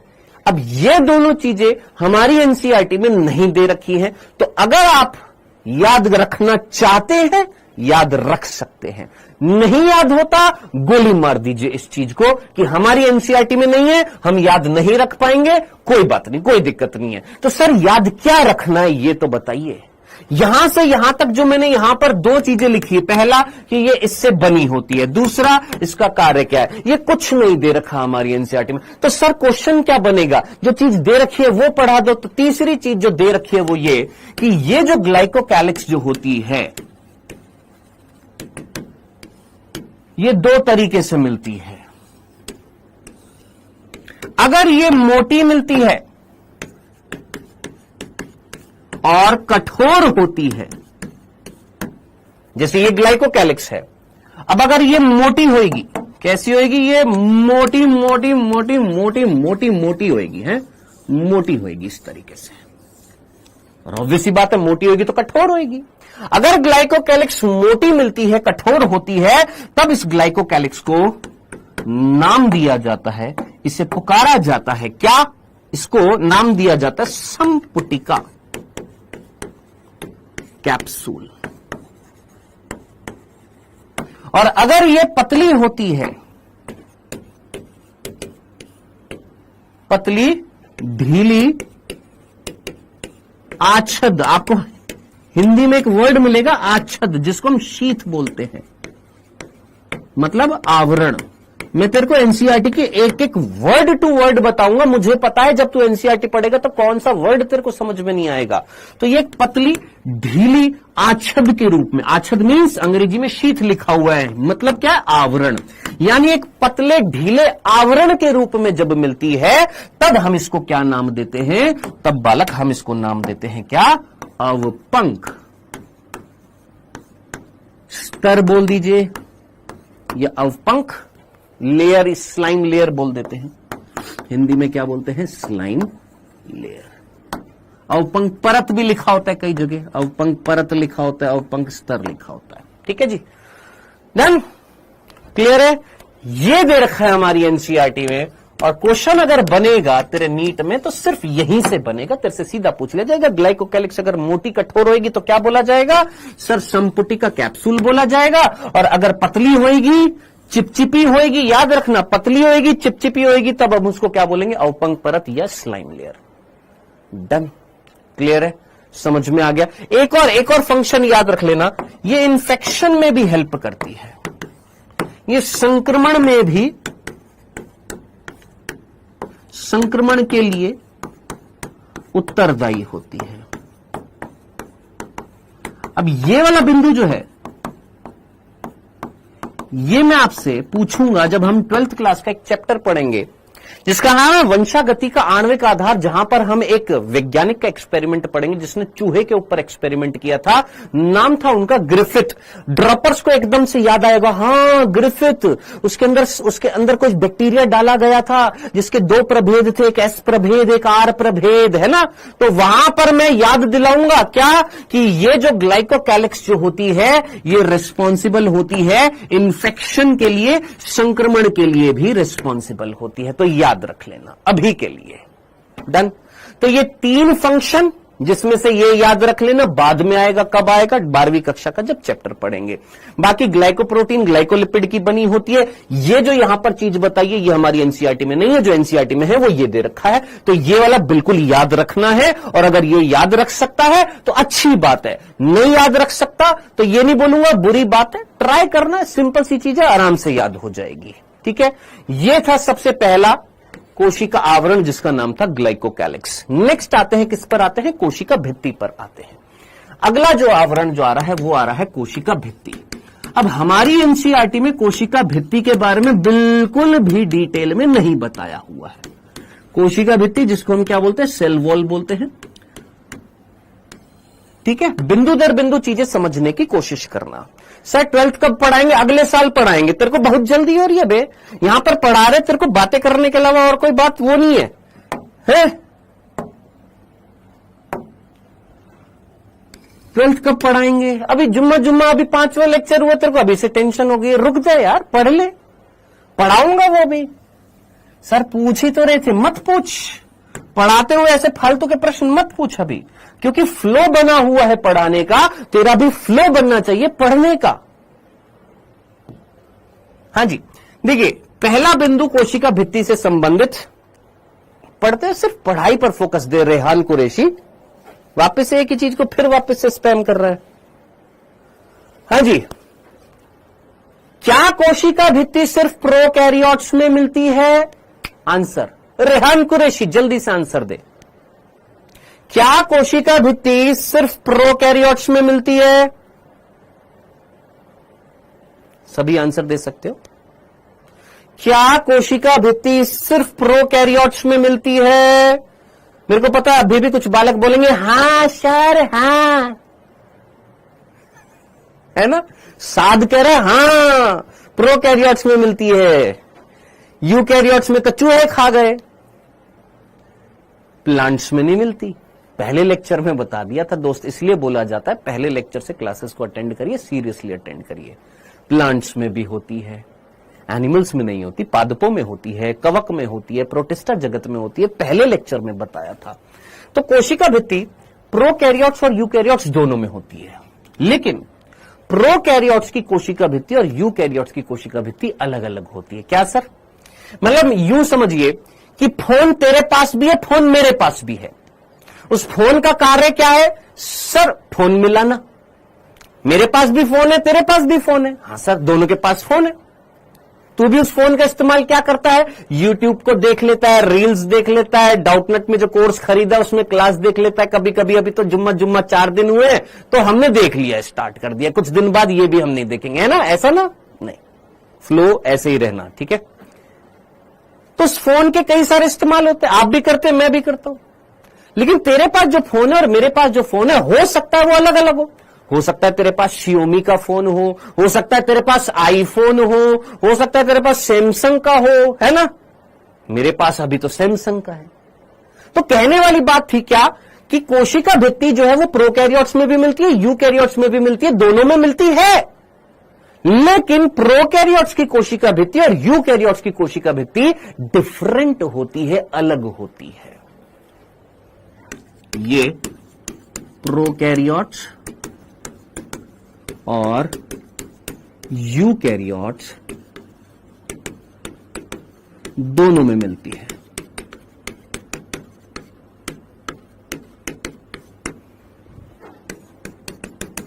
यूकैरियोट्स में अपवाद याद रखना, किसमें नहीं मिलती? जंतु में अनुपस्थित होती है, ठीक है। तो प्रोकैरियोट्स में मिलती है और यूकैरियोट्स में किसको छोड़कर? प्राणियों को छोड़कर, एनिमल्स को छोड़कर सभी में मिलती है। कौन? कोशिका भित्ति, ठीक है सर। किंतु, लेकिन, किंतु परंतु याद रखना है क्या, संगठन के आधार पर दोनों में अलग होती है, किंतु संगठन के आधार पर, संगठन के आधार पर अलग होती है। संगठन के आधार पर अलग होती है मींस, सर ये समझ में नहीं आया, मैं बताता हूं, देख ध्यान से सुनना। सबसे पहले मैं बात करता हूं प्रोकैरियोट्स की। प्रोकैरियोट्स में जो कोशिका भित्ति होती है वो बनी होती है पेप्टिडोग्लाइकेन से बनी होती है। याद रखना किससे, पेप्टिडोग्लाइकेन। अभी मत पूछना क्या होता है पेप्टिडोग्लाइकेन, अभी बता रहा हूं, पेप्टिडोग्लाइकेन से बनी होती है। नेक्स्ट, अब आप बोलेंगे और किस में मिलती है, प्रोकैरियोट्स मतलब बैक्टीरिया में। नेक्स्ट, पादपों में भी तो पाई जाती है। हां सर, पादपों में किससे बनी होती है, सर सेल्यूलोज से बनी होती है, सेल्यूलोज से बनी होती है। किससे बनी होती है, सर सेल्यूलोज से बनी होती है, ठीक है। सर कवक, कवक में किससे बनी होती है, कवक में बनी होती है काइटिन से। सर ये काइटिन क्या होता है, हम तो इसको अंग्रेजी में चिटिन बोलेंगे, CHITIN, काइटिन से बनी होती है।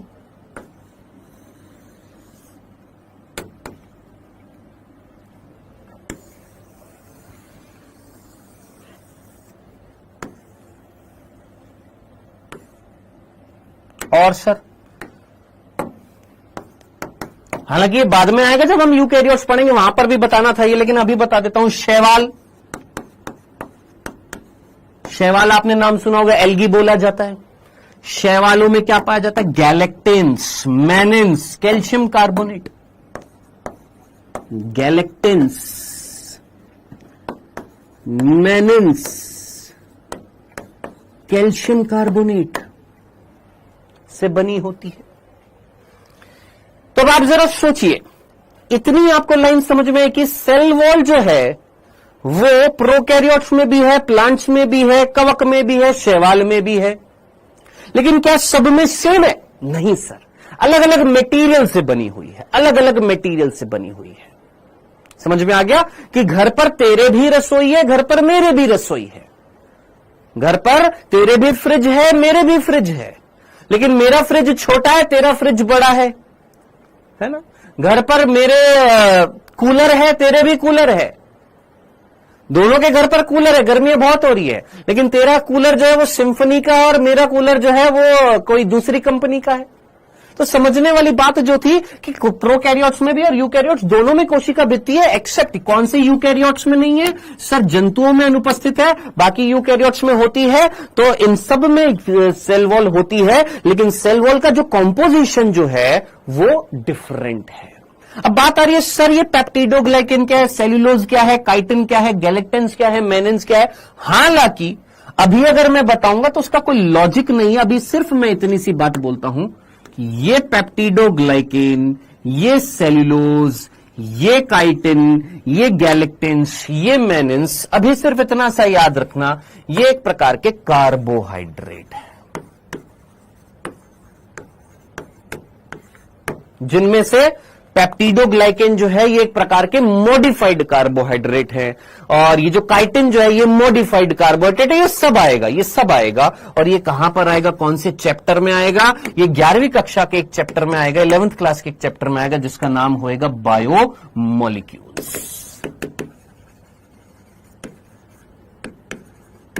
ठीक है, जैव अणु चैप्टर जो है, उस जैव अणु चैप्टर में मैं आपको वहां पर बताऊंगा, क्योंकि जब कार्बोहाइड्रेट पढ़ेंगे तो ये एग्जांपल आएंगे और वहां पर आपको बताना पड़ेगा।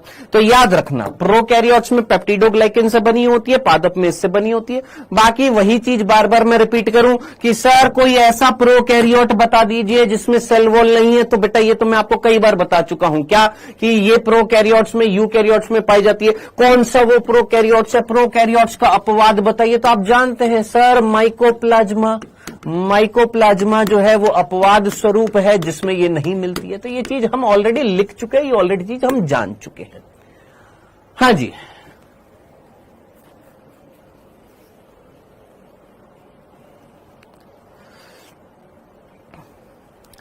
हाँ जी, किंतु संगठन ना बोलकर मैं अव्यय बोल देता हूं, ज्यादा बेटर होगा, क्योंकि कुछ बच्चे बोलेंगे सर मैंने आपसे पूछा था, जैसे अभी अमन MCH ने पूछ लिया, संगठन ना बोलकर हम यहां पर बोलेंगे अव्यय। अव्यय मीन्स जिन चीजों से वो बनी होती है। ठीक है, अब ठीक है अमन, अब क्लियर है? अव्यय मतलब कॉम्पोजिट्स। कॉम्पोजिट्स मीन्स जैसे ये दीवार है, इसकी कॉम्पोजिशन किसने बनाई? ब्रिक्स ने बनाई, यानी ईंटों ने बनाई है। तो सेल वॉल जो है इन सब में है, लेकिन वो सेल वॉल का जो कॉम्पोजिशन जो है, सेल वॉल किस चीज से बनी हुई है, कौन से केमिकल से बनी हुई है, वो डिफरेंट है। डन? अब क्लियर है? चलें आगे बढ़ते हैं।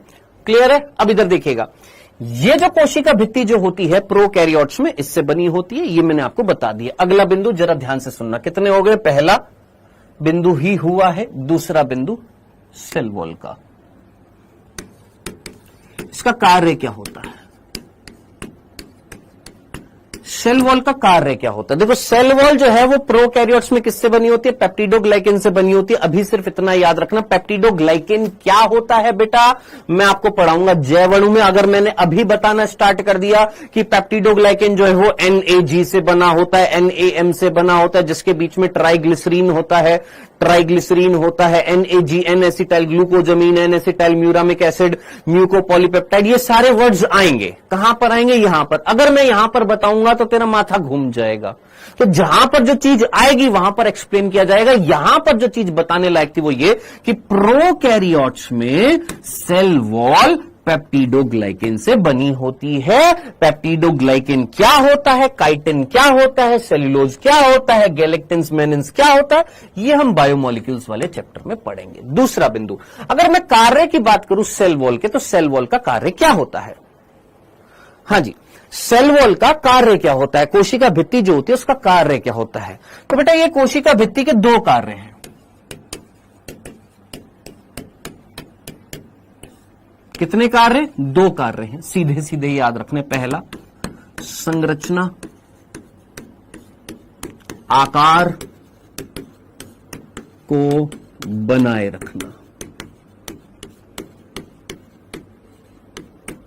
यानी जो भी प्रोकैरियोटिक कोशिका है उस कोशिका की स्ट्रक्चर को, उसकी शेप को मेंटेन रखना, कि अगर वो बेसिलस है तो बेसिलस रहे, कोकस है तो कोकस रहे, विब्रियो है विब्रियो रहे, सर्पिल है सर्पिल रहे, यानी आकार को, उसकी संरचना को बनाए रखना। दूसरा, फटने से और निपातित होने से बचाना। दो कार्य है। पहला तो आराम से समझ में आ जाएगा कि भैया ये शेप को मेंटेन करेगी। क्यों? क्योंकि ये ठोस संरचना है। कौन? ये जो कोशिका भित्ति जो है ये ठोस संरचना है, सॉलिड स्ट्रक्चर है, ठोस संरचना है। अगर ठोस है तो स्ट्रक्चर को मेंटेन करेगी, उसकी शेप को बनाए रखेगी। और यहां पर दूसरे फंक्शन में यह भी चीज समझ में आ गई कि भैया फटने से बचाएगी। लेकिन सर ये निपातित क्या होता है? ये वर्ड बड़ा कंफ्यूज कर देता है। ये निपातित क्या होता है? तो निपातित जो होता है उसको हम इंग्लिश में लिख दे एक बार। फटने को हम क्या बोलते हैं? बर्स्ट। इंग्लिश में फटने को क्या बोलते हैं? बर्स्ट। BUR साइलेंट होता है, ST, बर्स्ट। बर्स्ट का मतलब होता है फटना, ठीक है। और निपातित को हम अंग्रेजी में बोलते हैं कोलैप्स। अब आप मुझे बताइए, आप में से कितने बच्चों ने ये अंग्रेजी का ये वर्ड सुना हुआ? कोलैप्स। नहीं समझ में आ रहा? कोलैप्स, निपातित। आइए सिंपल तरीके से, मैंने बोला ये कोशिका, इसके अंदर अगर पानी जाता जाएगा जाता जाएगा जाता जाएगा जाता जाएगा, ये कोशिका क्या होती जाएगी सर? फूलती जाएगी फूलती जाएगी एक समय ऐसा आएगा कि ये फट सकती है ना? हाँ सर। क्या हो सकती है? फट सकती है। हाँ सर। तो ये जो कोशिका भित्ति जो है ये फटने से क्या कर रही है सर? बचा रही है।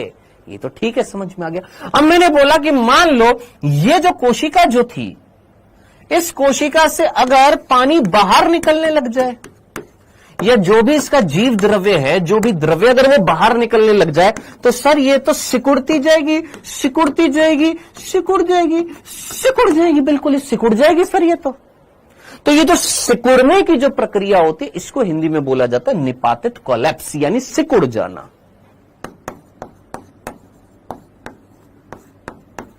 डन हो गया, मीनिंग क्लियर, समझ में आ गया। तो ये कोशिका भित्ति क्या करती है, ये सिकुड़ने से बचाती है और ये फटने से बचा रही है। ये थी दो कार्य किसके, प्रोकैरियोटिक कोशिका में मिलने वाली कोशिका भित्ति के। अब मैं आपको बताता हूं, हमारी एनसीईआरटी में यही चीज लिखी हुई है, किसमें, कोशिका भित्ति में। अगर तू यहां पर जल्दी से पढ़ेगा, फटाफट पढ़ेगा, तो जल्दी से पढ़, यहां पर देख क्या लिखा हुआ है, कोशिका भित्ति। यहां से यहां तक की लाइन में ग्लाइकोकैलिक्स के बारे में बता रखा है कि ये जो ग्लाइकोकैलिक्स जो होता है, अलग अलग जीवाणुओं में अलग अलग मोटाई का होता है। किसी में ये ढीला होता है तो उसको हम अवपंक परत बोलते हैं, किसी में ये मोटी और कठोर होती है तो हम उसको क्या बोलते हैं, संपुटिका। बस खत्म, इतना सही था ग्लाइकोकैलिक्स। नेक्स्ट, कोशिका भित्ति। कोशिका भित्ति में क्या दे रखा है कि कोशिका भित्ति कोशिका के आकार को निर्धारित करती है, यही बताया।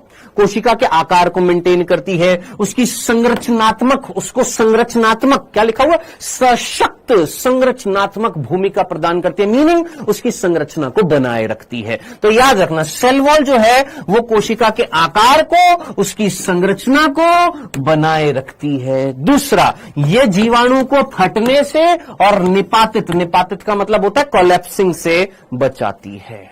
डन सर, टाइम हो गया प्रश्न का? नहीं, अभी नहीं हुआ, अभी 10 मिनट है, मेरे को टाइम दिखाई दे रहा है। बार बार स्पैम मत करा कर, टाइम हो गया, टाइम हो गया, 5:15 पर होता है, अभी 5:05 हुए हैं। हाँ जी, डन, चले आगे, क्लियर है, आगे बढ़े। ये हमने कोशिका भित्ति में इतने से 2 बिंदु पढ़े हैं कि कोशिका भित्ति किससे बनी होती है, प्रोकैरियोट्स में, ये ठीक है। दूसरा, इसका कार्य क्या होता है, ये ठीक है। अब तीसरा बिंदु वो है, वो ये है कि कोशिका भित्ति के आधार पर जीवाणुओं को हम 2 भागों में बांटते हैं। क्या, कोशिका भित्ति जो होती है, कोशिका भित्ति के आधार पर जीवाणु 2 प्रकार के होते हैं। अब कौन कौन से होते हैं, जरा ध्यान से सुनना। पहला, एक होते हैं ग्राम पॉजिटिव और एक होते हैं ग्राम नेगेटिव। एक होते हैं ग्राम पॉजिटिव और एक होते हैं ग्राम नेगेटिव। सर ये क्या होता है, ग्राम पॉजिटिव क्या होता है, ग्राम नेगेटिव क्या होता है? सर हिंदी में क्या बोलते हैं? अरे पॉजिटिव को क्या बोलेंगे, धनात्मक, नेगेटिव को क्या बोलेंगे, ऋणात्मक। तो ग्राम धनात्मक, ग्राम ऋणात्मक क्या होता है ये पढ़ने से पहले एक काम करते हैं, पहले क्वेश्चंस कर ले, क्वेश्चंस कर ले। सर कृष्ण ग्राम, कृष्ण नहीं थे बेटा, वो कृष्ण नहीं थे, वो क्रिश्चियन थे, ठीक है, ठीक है। आइए सर, ह्यूमन का स्ट्रक्चर कौन बनाता है? कौन से ह्यूमन का स्ट्रक्चर बनाना है तुमको फलक? कौन से ह्यूमन का स्ट्रक्चर बनाना है बेटा? क्वेश्चन ऐसे पूछो कि सर मानव कोशिका की संरचना या उसके आकार को कौन बनाए रखता है? तो जब आएगा यूकैरियोटिक कोशिका तो वहां पर आएगा कोशिका कंकाल। कोशिका कंकाल जो होती है वो स्ट्रक्चर को मेंटेन करती है। आइए तो कुछ क्वेश्चंस जो हमने कल किए थे पेज नंबर 90 पर, 9 क्वेश्चन थे जो पुरानी एनसीईआरटी में 128 से 9 क्वेश्चन बन रहे थे, जिसमें से 4 क्वेश्चन मैंने आपको बता दिए थे। पहला ये करा दिया था, याद है? उपरोक्त में से कौन सी प्रोकैरियोटिक कोशिकाओं का विशिष्ट लक्षण है? प्लाज्मिड नहीं था, कोशिका भित्ति नहीं थी, 70S राइबोसोम नहीं था, कौन था? अंत्यवरिष्ठ पिंड, ये मैंने आपको कल बता दिया था। दूसरा, कौन सी संरचना प्रोकैरियोटिक कोशिका में नहीं पाई जा रही है? ये हमने देख लिया था, केंद्रक आवरण। जीवाणु का आकार प्रारूपिक, टिपिकल जीवाणु जो होता है, जो ज्यादातर मिलते हैं 1 से 2 माइक्रोमीटर, नॉर्मल बैक्टीरिया पूछ ले तो 3 से 5 माइक्रोमीटर। निम्नलिखित में से कौन प्लाज्मिड के बारे में सही नहीं था? ये वाला जीवाणुओं में आनुवांशिक लक्षण नहीं दे रहे थे, सम लक्षण प्रदान कर रहे थे, फिनोटाइपिक कैरेक्टर दे रहे थे। ये 4 क्वेश्चन हम कर चुके थे। 5वां जल्दी से करिएगा फटाफट बेटा। सर जंतु कोशिका को निपातित होने से कौन बचाता? कोई नहीं बचाता। जंतु कोशिका निपातित हो जाती है और फट भी जाती है। जंतु कोशिका जो है, अगर उसको अति पराशरी या अल्प पराशरी घोल में रखें, अगर अति पराशरी घोल में रखेंगे तो वो पिचक जाएगी, अल्प पराशरी घोल में डाले तो वो फट सकती है। ठीक है, कौन फटने से बचाती है या कौन पिचकने से बचाती है? कोशिका भित्ति। तो हमारे अंदर कोशिका भित्ति नहीं होती है तो हमारी कोशिका फट भी सकती है और हमारी कोशिका कोलैप्स भी हो सकती है, सिकुड़ भी सकती है। डन? चलिए जी, बैक्टीरिया में कोशिका आवरण में शामिल है, जल्दी से आंसर लगाइए, सिंपल सा प्रश्न है। हाँ भैया, कोशिका आवरण में कौन शामिल है? आप अच्छे तरीके से जानते हैं, 3 चीजें शामिल है। कौन? ग्लाइकोकैलिक्स, कोशिका भित्ति और प्लाज्मा झिल्ली। ये मैंने अभी अभी आपको बता दिया, सीधा सीधा सिंपल सा आंसर है। नेक्स्ट, छठा, लगाइए इसका आंसर।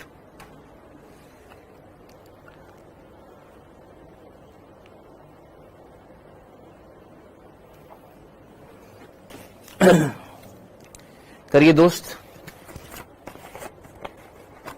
यस, बिल्कुल फट सकती है बेटा, अमन कश्यप, लेकिन ऐसे अपने आप नहीं फटेगी। हम उसको जब एक घोल में डालते हैं, कौन से घोल में डालते हैं? एक अति परासरी, एक अल्प परासरी। अति परासरी जो होती है उसमें क्या हो जाती है? पिचक जाती है, और अल्प परासरी जो होती है उसमें फूल जाती है।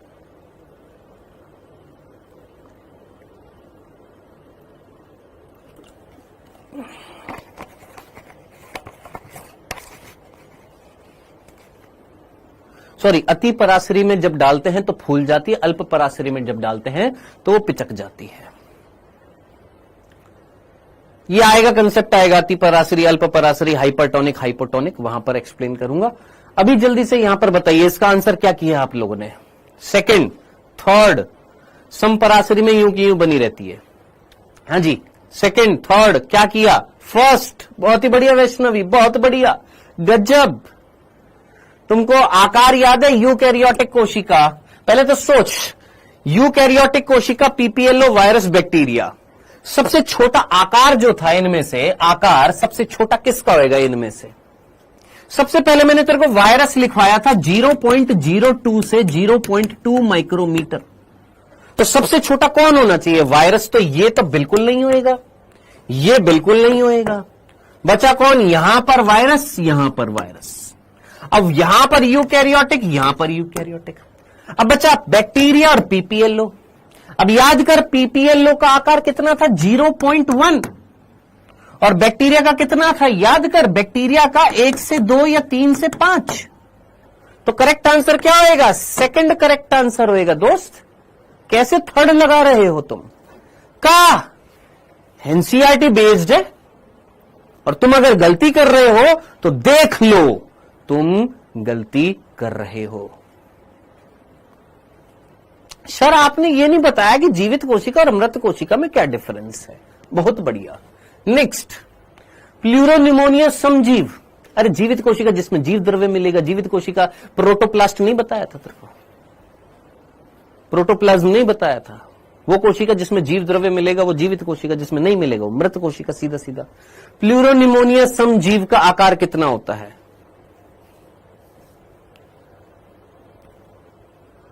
हाँ भाई, प्लूरोनिमोनिया समजीव का आकार, पीपीएलओ का, अभी अभी बताया आपको, आप जानते भी हैं।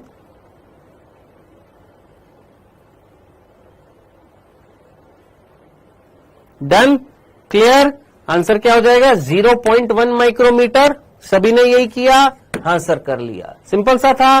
चलें आगे, आगे चलिए जी। ये वाला मत करिए अभी, ये अभी मैंने कराया नहीं है मीजोजोम से, आप छोड़ सकते हैं। बाकी ये वाला भी मीजोजोम है, ये भी अभी छोड़ सकते हैं। ठीक है, चलिए आगे पढ़ाई करते हैं वापस से। 2 क्वेश्चन है जो मीजोजोम से रिलेटेड है। जिनको आता है अच्छी बात है, जिनको नहीं आता है रुक जाइए, अभी पहले हम आगे का पढ़ लेते हैं। ठीक है, 2 क्वेश्चन थे लास्ट के, एक दोनों मीजोजोम से रिलेटेड थे। आइए, ग्राम पॉजिटिव, ग्राम नेगेटिव, दोनों में क्या डिफरेंस होता है? हमने बोला कोशिका भित्ति के आधार पर जीवाणु जो है वो 2 प्रकार के होते हैं। हुआ क्या था, एक वैज्ञानिक जिनका नाम था क्रिश्चियन ग्राम। क्रिश्चियन ग्राम ने एक तकनीक, अब वैज्ञानिक है तो कुछ ना कुछ खुरापात तो करते रहते हैं। इन्होंने खुरापात करी। क्या खुरापात करी? इन्होंने क्या किया, इन्होंने एक पैट्री डिश ली, या इन्होंने एक इस तरीके से जार लिया। उस जार के अंदर इन्होंने बैक्टीरिया जो थे वो रख दिए हैं, अलग अलग प्रकार के बैक्टीरिया रख दिए। ठीक है, अब ये जो अलग अलग प्रकार के बैक्टीरिया इन्होंने रखे,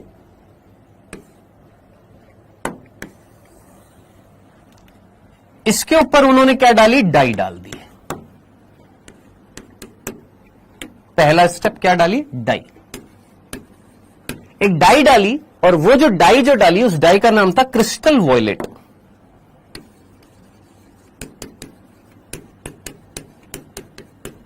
ये थोड़ा सा हम एक्स्ट्रा पढ़ रहे हैं, आउट ऑफ एनसीईआरटी थोड़ा सा हटके पढ़ रहे हैं, जरूरी है। क्रिस्टल वॉयलेट एक डाई है। डाई समझ में आता है, जैसे हम बालों को डाई कर लेते, कलर देती है ना, है ना, ऐसे ही मतलब यूं मान लीजिए कृष्ण ग्राम जो है, इन कृष्ण ग्राम के नाम में कृष्ण लगा दे। कृष्णा जी जो है, कृष्ण जी जो है, वो क्या कर रहे थे, होली खेल रहे थे। किसके साथ में, बैक्टीरिया के साथ में। कृष्णा ने कहा आओ होली खेलते हैं सखी, हम तुम्हारे साथ होली खेलते हैं। तो कृष्णा ने होली खेली और रंग डाल दिया। कौन सा, बैंगनी रंग डाल दिया। क्रिस्टल वॉयलेट कैसा रंग है सर, बैंगनी रंग है। डाल दिया किसके ऊपर सर, इन बैक्टीरिया के ऊपर डाल दिया। ठीक है सर, बैक्टीरिया के ऊपर डालने के बाद ये बैक्टीरिया जो थे ये कैसे रंग के हो गए, अब आप खुद अच्छे तरीके से समझ जाएंगे। ये बैक्टीरिया जो थे, ये बैक्टीरिया जो थे ये पर्पल कलर के हो गए। पर्पल पर्पल, ठीक है जनाब, ये बैक्टीरिया कैसे हो गए सर, पर्पल कलर के हो गए। ओके, डाई चढ़ गई, डाई लग गई इनके ऊपर, होली खेल ली, रंग डाल दिया। चलो सर अब आगे। तो फर्स्ट स्टेप क्या था सर, पहला चरण क्या था, डाई डालने का था, होली खेलनी। अब होली खेलने के बाद नहाना भी तो पड़ेगा। हाँ सर, तो थोड़ा सा नहला दिया इनको। क्या की दिया, इनको वाटर के साथ में वॉश कर दिया। सेकंड स्टेप, ये स्टेप फर्स्ट है, ये सेकंड स्टेप है, वाटर के साथ में वॉश कर दिया। जल के साथ धो डाला, लाइफ जिंगा लाला, जल से वॉश कर दिया। देख रहा है तू मेरी अंग्रेजी, जल से वॉश कर दिया। क्या कर दिया, जल से वॉश कर दिया, जल से धो डाला, जल से धो दिया। ठीक है सर, जल से धोने के बाद में, ध्यान से सुनना, हाँ जी, जल से धोने के बाद में तीसरे स्टेप में फिर क्या किया, तीसरे स्टेप में ये जो यहां पर पर्पल बैक्टीरिया जो थे, इन पर्पल बैक्टीरिया पर डाला आयोडीन सॉल्यूशन। तीसरे स्टेप में, थर्ड स्टेप में क्या डाल दिया, आयोडीन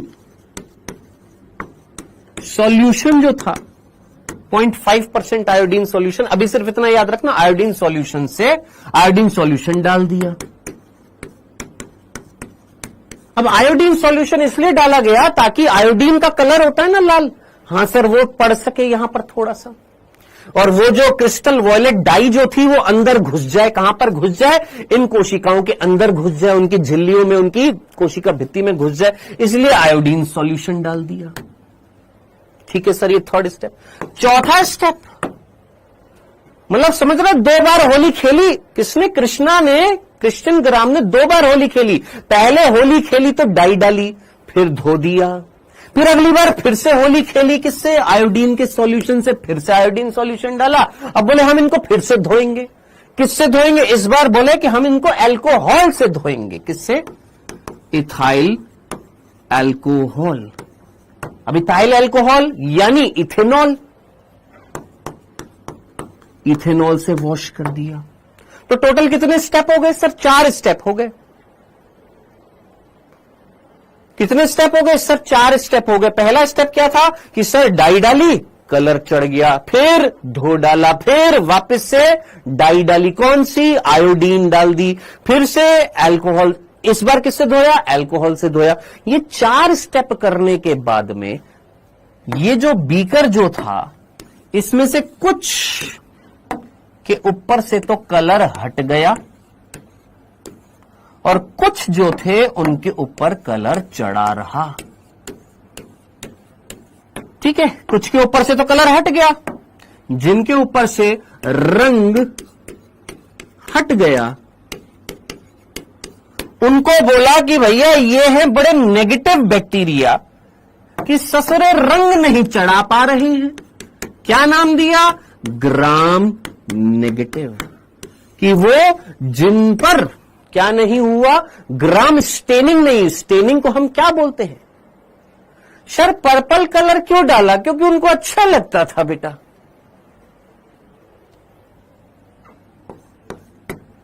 कैसी बातें कर रहे हो यार? अलग अलग प्रकार की डाई है, उन्होंने अपने एक्सपेरिमेंट में ये डाई इस्तेमाल कर ली ताकि अच्छे से माइक्रोस्कोप में दिख जाए। अब मैं आपको और डिटेल में नहीं पढ़ा रहा हूं, नहीं तो इसके बाद में एक और स्टेप होता है, 5वां स्टेप होता है। 5वें स्टेप में क्या किया जाता है कि यहां पर जिन पर नहीं चढ़ा है ना, उनके ऊपर फिर से डाई डाली जाती है। कौन सी? सैफ्रनिन डाली जाती है। सैफ्रनिन, ये 5वां स्टेप होता है। सैफ्रनिन डाली जाती है, और सैफ्रनिन जब डाल दी जाती है तो इनके ऊपर कौन सा कलर चढ़ जाता है? सर लाल कलर। क्या मैंने तेरे को पढ़ाया? क्योंकि तू कंफ्यूज हो जाएगा। जहां जितनी नीड है उतना ही पढ़ाऊंगा। मेरे को तेरे को पीएचडी नहीं करानी है, मेरे को तेरा सिलेक्शन चाहिए नीट के एग्जाम में। हाँ, उसके बाद में जब सिलेक्शन हो जाएगा उसके बाद में पढ़ना आराम से, जितना डिटेल में पढ़ना है ना। तो समझना इस चीज को क्या कि भैया इसके ऊपर जब चौथा स्टेप कर दिया, अल्कोहल से धो डाला, तो इसमें से 2 बैक्टीरिया इस तरीके से उभर कर आए।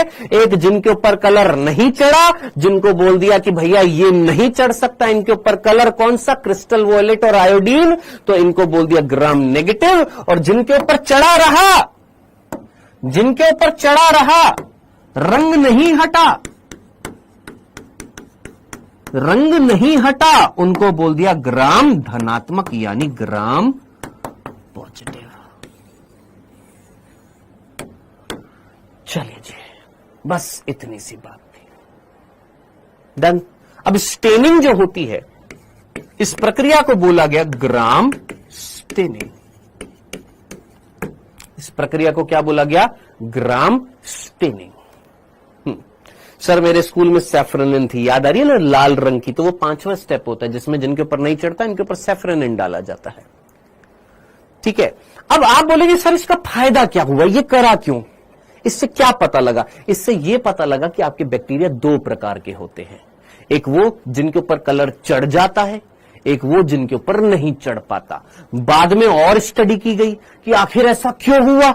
अब आप में से कोई ना कोई दिमाग में आपके प्रश्न बनेगा ना, सर ऐसा क्यों हुआ, इसके ऊपर कलर क्यों चढ़ा रह गया, इसके ऊपर कलर क्यों हट गया, इसके ऊपर क्यों कलर हट गया, इसके ऊपर क्यों कलर चढ़ा रह गया। तो ये हम डिटेल में पढ़ते हैं हायर क्लासेस में, हालांकि पहले के बैचेस में मैंने पढ़ाया हुआ है, और मैं नहीं चाहता हूं कि इतना डिटेल में मैं आपको ले जाऊं जो इलॉजिकल हो, टाइम वेस्ट हो।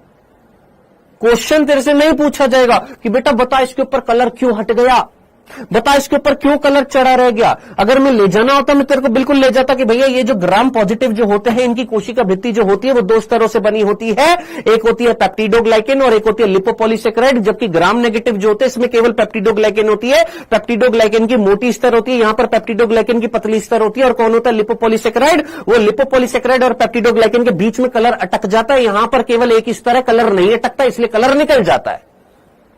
कोई लॉजिक ही नहीं होता पढ़ाने का, क्योंकि ना ही क्वेश्चन बनेगा, हां बस सांत्वना मिल जाएगी, हां अच्छा लगा, लेकिन अच्छा नहीं लगना है, स्मार्ट प्ले करना है कि क्वेश्चन जो बनेगा वो केवल तेरी एनसीईआरटी बेस्ड बनेगा। और एनसीईआरटी में क्या दे रखा है? सिर्फ इतना सा दे रखा है, क्या?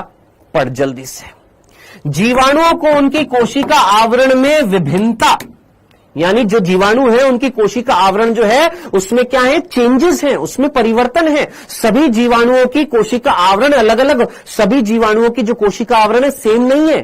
किसी की कोशिका भित्ति अलग है, कोई ग्राम पॉजिटिव है, कोई ग्राम नेगेटिव है। तो देख क्या लिखा हुआ है, ग्राम द्वारा विकसित अभिरंजन विधि। सर ये अभिरंजन क्या होता है? अभिरंजन का मतलब रंग देना। अभिरंजन का मतलब क्या होता है? स्टेनिंग। अभिरंजन को हम क्या बोलते हैं? स्टेनिंग बोलते हैं। यहां पर लिखा है ना ग्राम अभिरंजन, तो कहां लिखा है, कहां लिखा है? यहां। इसको हम बोलते हैं ग्राम अभिरंजन। अलख निरंजन, ग्राम अभिरंजन। तो अभिरंजन का मतलब होता है रंग देना।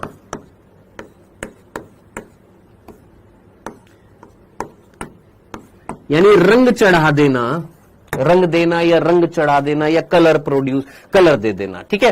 तो ग्राम ने एक टेक्निक जिसको हम क्या बोलते हैं? Gram staining. ग्राम ने एक टेक्निक डेवलप करी जिसको हमने क्या बोला, ग्राम स्टेनिंग बोला। और इस ग्राम स्टेनिंग के लिए अलग अलग जीवाणुओं ने अलग अलग व्यवहार दर्शाया, जिसमें 2 श्रेणियों में वर्गीकृत किया गया किसको, जीवाणुओं को।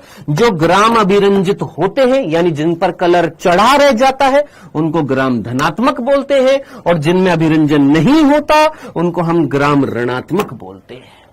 बस सिंपल, डन, क्लियर है। एक कह रहा है क्वेश्चन कराओ, बाबला तो नहीं हो गया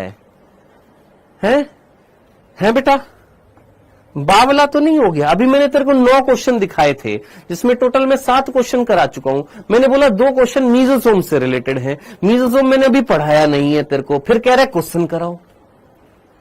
बेटा कहां सूंघ लिए हो, समझ में आ गया, ये समझ में आ गया। चलो जी, तो ये वाली चीज हमारी क्लियर हो गई है। अब इसके बाद में अगला जो टॉपिक आता है वो क्या आता है, समझना। क्या हमने बेटा यहां पर कोशिका आवरण पढ़ रहे थे जिसमें हमने ग्लाइकोकैलिक्स पूरा का पूरा देख लिया, हमने कोशिका भित्ति पूरी की पूरी देख ली। अब आती है कोशिका झिल्ली, और कोशिका झिल्ली से संबंधित है मीजोसोम्स। हां, मैं मीजोसोम वाला क्वेश्चन तेरे को दिखा देता हूं, अगर तू ड्रॉपर है, पहले पढ़ रखा है तो ट्राई कर ले, ठीक है। नहीं आता टेंशन मत लेना कि सर हमको नहीं आ रहा है, मैं क्वेश्चन तेरे को दिखा देता हूं क्योंकि ऑलमोस्ट टाइम होने वाला है, इसलिए मैं वहां लास्ट के जो 2 क्वेश्चन है एक बार दिखा देता हूं तेरे को। ये ले, अगर आता है तो करने की कोशिश करना, नहीं आता तो छोड़ देना, कोई दिक्कत नहीं है। हम अभी मीजोसोम पढ़ेंगे।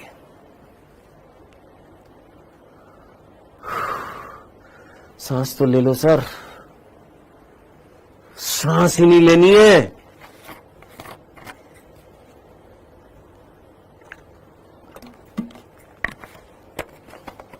ऑलरेडी मेरी एक सांस है, और कितनी सांस लूं मैं, एक सांस मेरी घर पर बैठी है, और कितनी सांस लूं, बस एक ही सांस काफी है। हाँ जी, इसका आंसर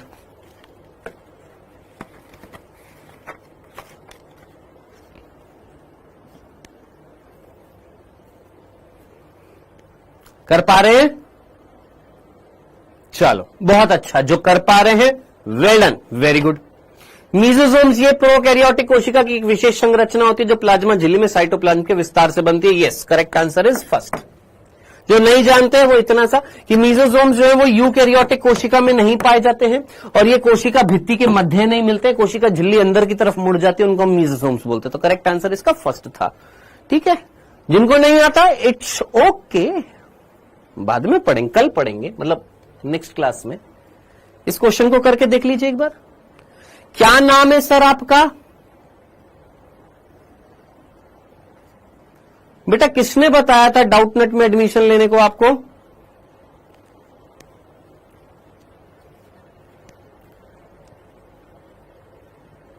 सर एनसीईआरटी संपूर्ण नहीं मिलेगी, अभी मैं बता देता हूं, वही मिलेगी जो पुरानी वाली, कोई नई नहीं मिलेगी। तो अपने बैच में जाकर पुरानी एनसीईआरटी, मतलब पिछले साल की जो एनसीईआरटी संपूर्ण है, उसी को ही डाउनलोड कर सकते हो आप।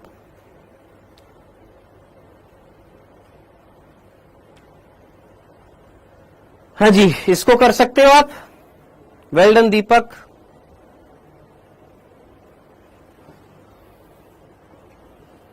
Sir gram positive gram negative से कोई क्वेश्चन नहीं बनाए हो क्या आप?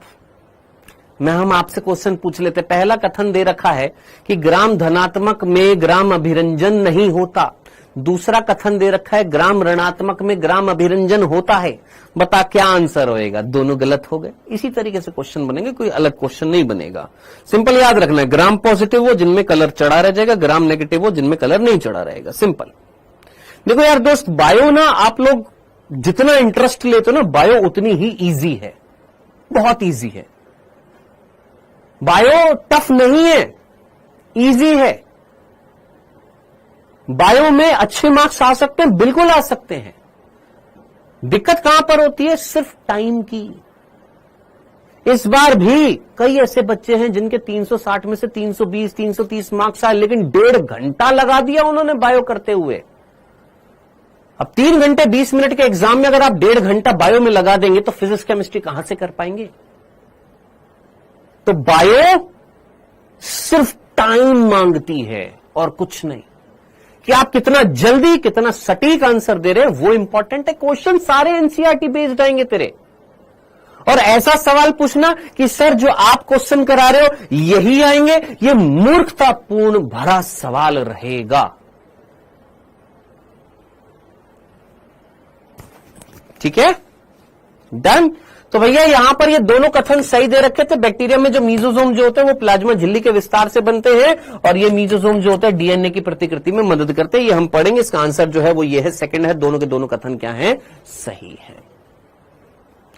डन। चल, तो ये दो क्वेश्चन बच गए थे। मैंने जस्ट दिखाया कि जिनको बहुत इच्छा हो रही थी सर क्वेश्चन करा दो, क्वेश्चन करा दो, तो ये दो क्वेश्चन बच गए थे इस पेज से। हाँ जी, नेक्स्ट टॉपिक जो हम पढ़ने वाले हैं वो तीसरा टॉपिक पढ़ने वाले हैं। या तीसरा मींस कोशिका आवरण जो था उसका तीसरा भाग। कोशिका आवरण जो था आपने पढ़ा, कोशिका आवरण जो है, कोशिका आवरण में 3 भाग थे। ग्लाइकोकैलिक्स देख लिया, कोशिका भित्ति देख लिया। अब किसकी बारी है, कोशिका झिल्ली की बारी है। तो नेक्स्ट क्या आती है, कोशिका झिल्ली आती है। अभी कितनी देर है हमारे पास, टाइम कितना है, 5:30 हो गए हैं। चलो अभी 5 मिनट और ले लेते हैं। 5 मिनट, आई नो टाइम हो गया है, पता है मेरे को। 5 मिनट, 5 मिनट, बस 5 मिनट, बस इतना सा। एक होमवर्क के रूप में तुमको ना एक चीज पूछने वाला हूं, जरा घर पर एक बार सर्च करिएगा। कोशिका झिल्ली, जिसको हम जीव द्रव्य झिल्ली भी बोल सकते हैं, क्योंकि कई बच्चों का ये डाउट होता है, क्या सर हम इसको जीव द्रव्य झिल्ली बोल सकते हैं? हाँ सर, हम और क्या बोल सकते हैं, प्लाज्मा झिल्ली बोल सकते हैं। हाँ जी, प्लाज्मा झिल्ली बोल सकते हैं। सर अंग्रेजी में क्या बोलेंगे, प्लाज्मा मेम्ब्रेन और सेल मेम्ब्रेन, प्लाज्मा लेमा,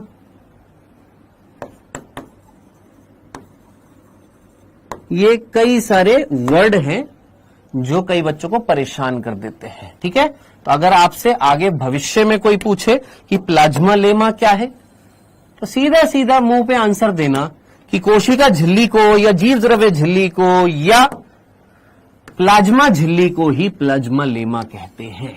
ठीक है दोस्त, तो ये सारी चीजें एक ही, कोई अलग नहीं है। ठीक है, बस इतना सा सवाल है कि ये 4 वर्ड ढूंढ कर आना। एक है पारगम्य, एक अर्ध पारगम्य,